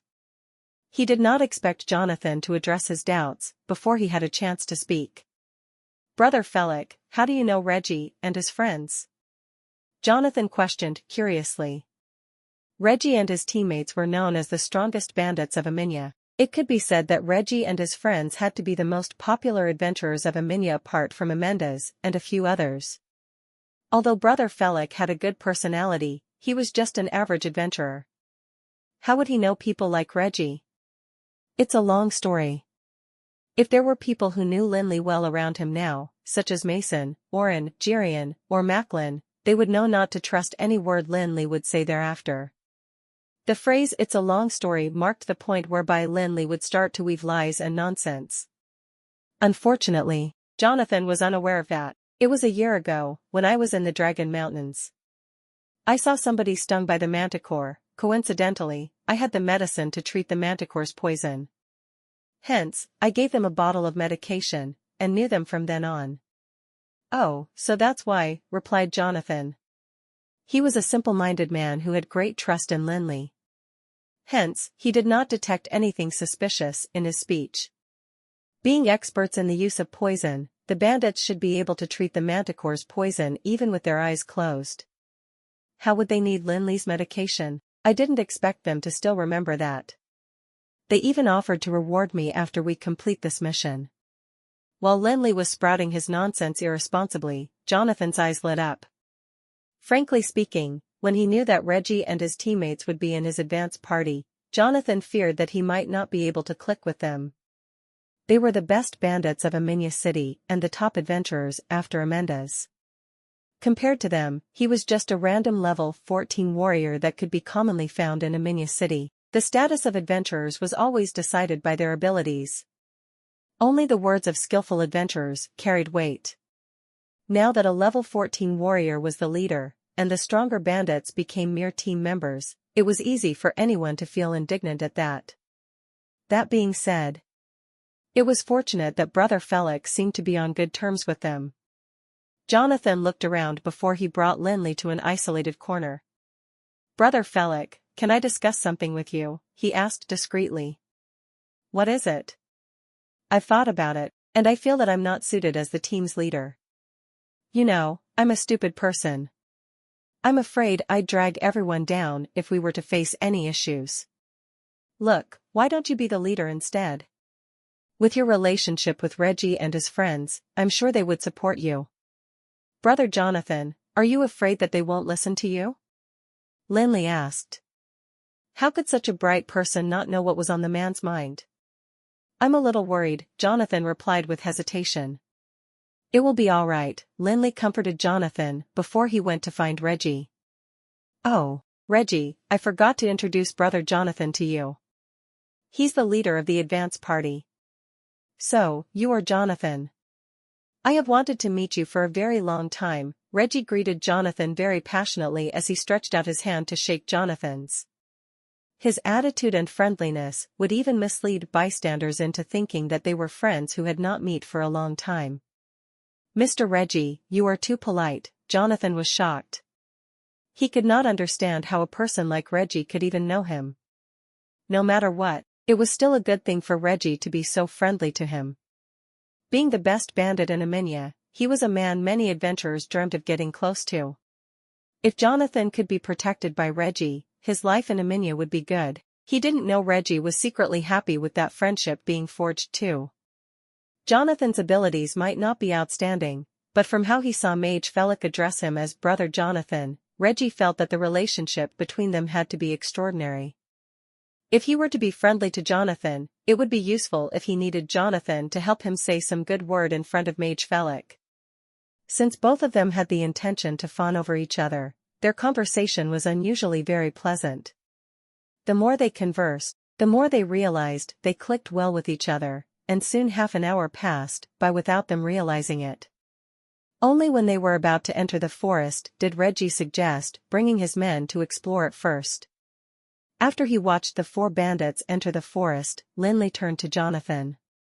"Brother Jonathan, I forgot to ask you about our role as the advance party. Why are we here?" "I'm not too sure either," Jonathan said doubtfully as he fished out a map from his pocket. "Han gave me a map before he sent me here, and told me to find this place marked here," Jonathan said as he pointed to a location on the map. Lin Li saw that it was a region filled with a huge number of high-level magical beasts. "What else?" "I have no idea," Jonathan said as he shrugged his shoulders helplessly. Lin Li rolled his eyes. "What messy sh*t is this? Has Han gone crazy?" So he sent Jonathan to risk his life to enter the central region just to feed himself to the high-level magical beasts. That's too absurd. Or, you could ask Reggie. I've heard them mention that Amendas had talked to them before they came here. They might know some information. Will do. While the advance party entered the forest, Jason walked into Lin Li's tent at the same time. To his disappointment, the tent was empty. From the lack of sleeping bags, it was obvious that the owner of the tent had left the campsite. Then, something struck Jason. Didn't Amendas send an advance party to the Scar of Death half an hour ago? Could it be that? God damn it, what a moron. Amendas will cause Felix to kill everybody if he does that. The thought of it made Jason restless. He sprung up and ran across the campsite, and dashed into Amendas' tent directly without informing him. Amendas, Jason noticed something different about Amendas the moment he called his name. Amendas was very patiently sitting upright, just like an obedient student in class. That brought Jason's eyes to where Amendas' attention was focused. Jason saw a young man around age 27 or 28 sitting opposite Amendas. He was wearing a black robe that emitted strong magical waves, and although the cape he was wearing covered his face, and Jason could not tell his expression, he could feel a solemn familiarity from him. Sir Hutton, what brings you here?" "Hee, I'm just here to check things out." The man was the first heir of the Manhwa family, the biological brother of Harvey, who was seated opposite Amendas. Harvey's brother was more accomplished than him, his ability was something even Lin Li could not fathom. Not only that, the top adventurer of Amidst, also did not have the guts to look that man in the eye as he sat in front of him. "How is it? I presume there were no accidents thus far?" "Rest assured, Sir Hutton, everything is going according to the plan," Amidst said politely. His gaze was filled with respect. "We have just sent an advance party there as well. If there is no accident, they should arrive at the destination before evening." "How is the ability of this advance party?" "They are all at most level 15, and not really strong in ability. But, in order to ensure that they reach the destination safely, I've asked Master Adelo to tag along with them." "Adelo went too?" "Yes, I had Master Adelo disguise himself as a level 10 magic shooter." "Very good, I always trusted Adelo. But, Amidst, I don't want many people to know about the secret at the Scar of Death." "Rest assured, Sir Hutton. Adelo promised that he will have everyone in the advance party protect the secret eternally." "All right." When he heard that, Jason drew a deep breath. He knew what it meant when they said to protect the secret eternally. These people want to silence all of them. Jason was not a righteous man. He had seen many cases of silencing people, but they all did not matter as long as he was not the victim. Usually, Jason tried his best not to interfere in situations that did not concern him. But, not this time.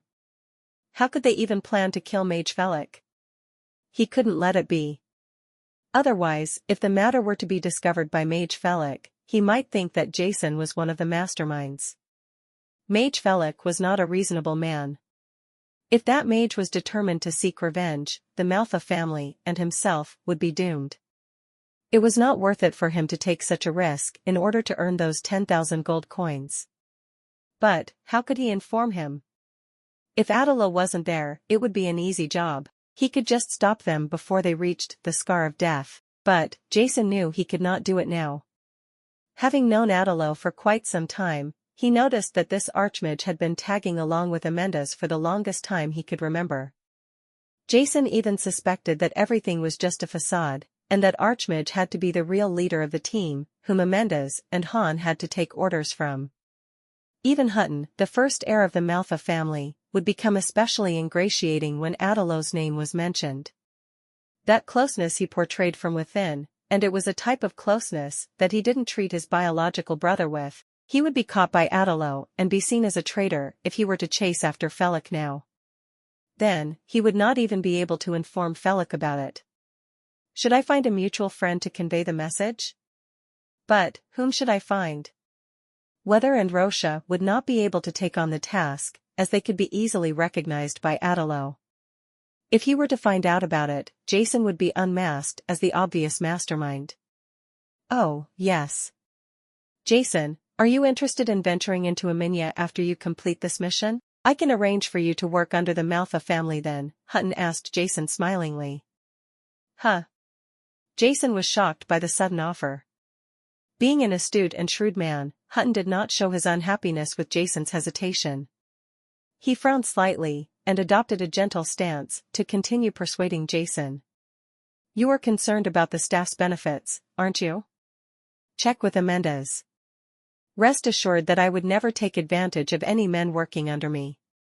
After this mission, I'm going to invite Amidst into the core organization of the Manhwa family. He would be my personal assistant, whereas my father would have no right to interfere with him. If you're willing to come over, I can give you the same benefits as I gave Amidst." "Sir Hutton, I need some time to decide. As you know, I'm not like Amidst. Apart from myself, I have to discuss it with my 2 teammates before we can make a decision." Jason crafted a reasonable excuse after a moment of hesitation. To be honest, if Hutton had given him the offer earlier, Jason would have agreed to it without any hesitation. After all, he couldn't imagine himself as an adventurer for a lifetime. It would be a good way out to enter the Manhwa family. Moreover, Hutton was a better superior as compared to his younger brother. He knew how much to expect from his men, and always treated them with the respect they deserved. Unfortunately, the offer came in a little late. Jason knew very well how determined the young mage would be when he sought revenge. When he was at Dulan City, the friction during the banquet caused him to fall out with people from the Brilliant Shrine. If Adalo were to create trouble for him, it'd implicate the entire Malfa family. At this time, Jason was really tempted to persuade Hutton to give up on that plan. The person you plan to silence is not an easy man to deal with. He is the student of the legendary mage Anduin, the president of the Breezy Plains Guild of Magic, and the person who slew the humorous Wyrm single-handedly. Unfortunately, he could only keep everything to himself. It would be impossible for Jason to clear his name if he were to show his acquaintance with a mage who had been disguising his ability. That was a very serious and sensitive matter, as he might be seen like a traitor or a spy. Then, his entire career as an adventurer would be going down the drain. Furthermore, Jason had no guts to expose Lin Li, either. If he were to do it without that young mage's permission, he would be digging his own grave. At this time, the safest approach was to keep his mouth shut. But, before he did that, he had to inform Mage Felix about Adalo's identity. Although it was a risky move, he could actually create a good impression of himself. Jason became really restless as he thought of that. He got up from his seat to leave after he conversed with Hutton for a short while. Fortunately, Hutton's words seemed to be just a casual invitation, as he did not insist that Jason give him a reply immediately. "Alright, Jason, you can discuss it with your friends and get back to me again. If you are interested, come look for me anytime. As long as I'm here, the gates of the Malfa family will always welcome you," Hutton said in a disappointed tone as he sent Jason out of the tent. Alright, Jason got to his two other teammates very quickly after he left the tent. Then, he told them what he had heard from Hutton. "So, do you have any ideas what we can do?" In reality, Jason was just anxious, and was asking for the sake of asking. He knew that his friends would be equally clueless what action to take. Little did he expect that they'd respond positively. Weather smiled hideously after hearing Jason. "Well, I have an idea." "Huh? Hee hee, didn't you have me take a look around a valley earlier this morning?" "Yeah," Jason said as he nodded his head. "Are you going to tell me that you discovered a secret in that valley?" "Not exactly. When I returned, I forgot to tell you that I've met someone familiar in that valley." "Who? Do you still remember that mage named Gavin?" "He was that mage who tagged along with Mr. Basel when he was at the Duland Library." "Gavin?" Jason paused, and tried to recall this memory. There definitely was a mage named Gavin at the Duland Library. When this mage visited the Adventurers Guild to look for another mage, it was Weather and himself who helped him out. But, what did that have to do with Adalo? Now, Gavin joined the Tower of Dusk, and I've heard that he is quite trusted by Mage Felix. "That's great. Weather, please go to that valley and tell Gavin about the situation here." He would have his ways to contact Mage Felix. It was around noon when the advance party entered the forest. When they returned, Lin Li tried to ask about the mission. However, their answers were confusing as well. "Mr. Han only had us bring this there." Reggie did not dare to hide anything from Lin Li. He even took out 6 magical crystals from his pocket as evidence that he was saying the truth. Lin Li was shocked when he saw the magical crystal. Everyone would know that a magical crystal was the essence of a magical beast. It not only contained the mana of the magical beast, but also carried the brand of the soul. Any magical crystal would have a bit of life essence that lingered in it. But, the magical crystals in Reggie's hand were completely different. Lin Li could not sense any bit of life essence from them. They were like 6 ordinary stones without anything special about them. "That's weird," Lin Li commented, suspicious. He took one of the black magical crystals from Reggie for a closer inspection. Lin Li's expression changed as his fingers came into contact with the black crystal. It was as if the magical crystal had transformed into a huge black hole that started to engulf his mana. **T. Lin Li gasped as he threw the magical crystal onto the ground at once. It was unusual as the devouring force of the magical crystal vanished the moment it left Lin Li's hand. The magical crystal looked just like a real black stone as it lay among the sand on the ground. Where did the Malfa family acquire such eerie crystals? Lin Li thought as he looked at the black magical crystal on the ground. But, there was something Lin Li was very certain about. Sending the advance party into the Scar of Death was definitely not just a way for Han to silence the people he despised. From the map in Jonathan's hand and the 6 magical crystals in Reggie's, Lin Li could deduce that the real person in charge of the mission had to be somebody else. It was not difficult to guess who that person was. There were 12 people in the advance party. Apart from his and Reggie's friends, there were 3 other suspicious men. Among the 3 of them, there would only be one who would fear the devouring force of the crystal. Yes, there was a mage aged around 40. Only this could explain why Reggie was in charge of those 6 important magical crystals. Those crystals had the power to engulf mana, and any mage who came into contact with them would have their mana drained by them, being turned into a cripple with 0 amount of mana.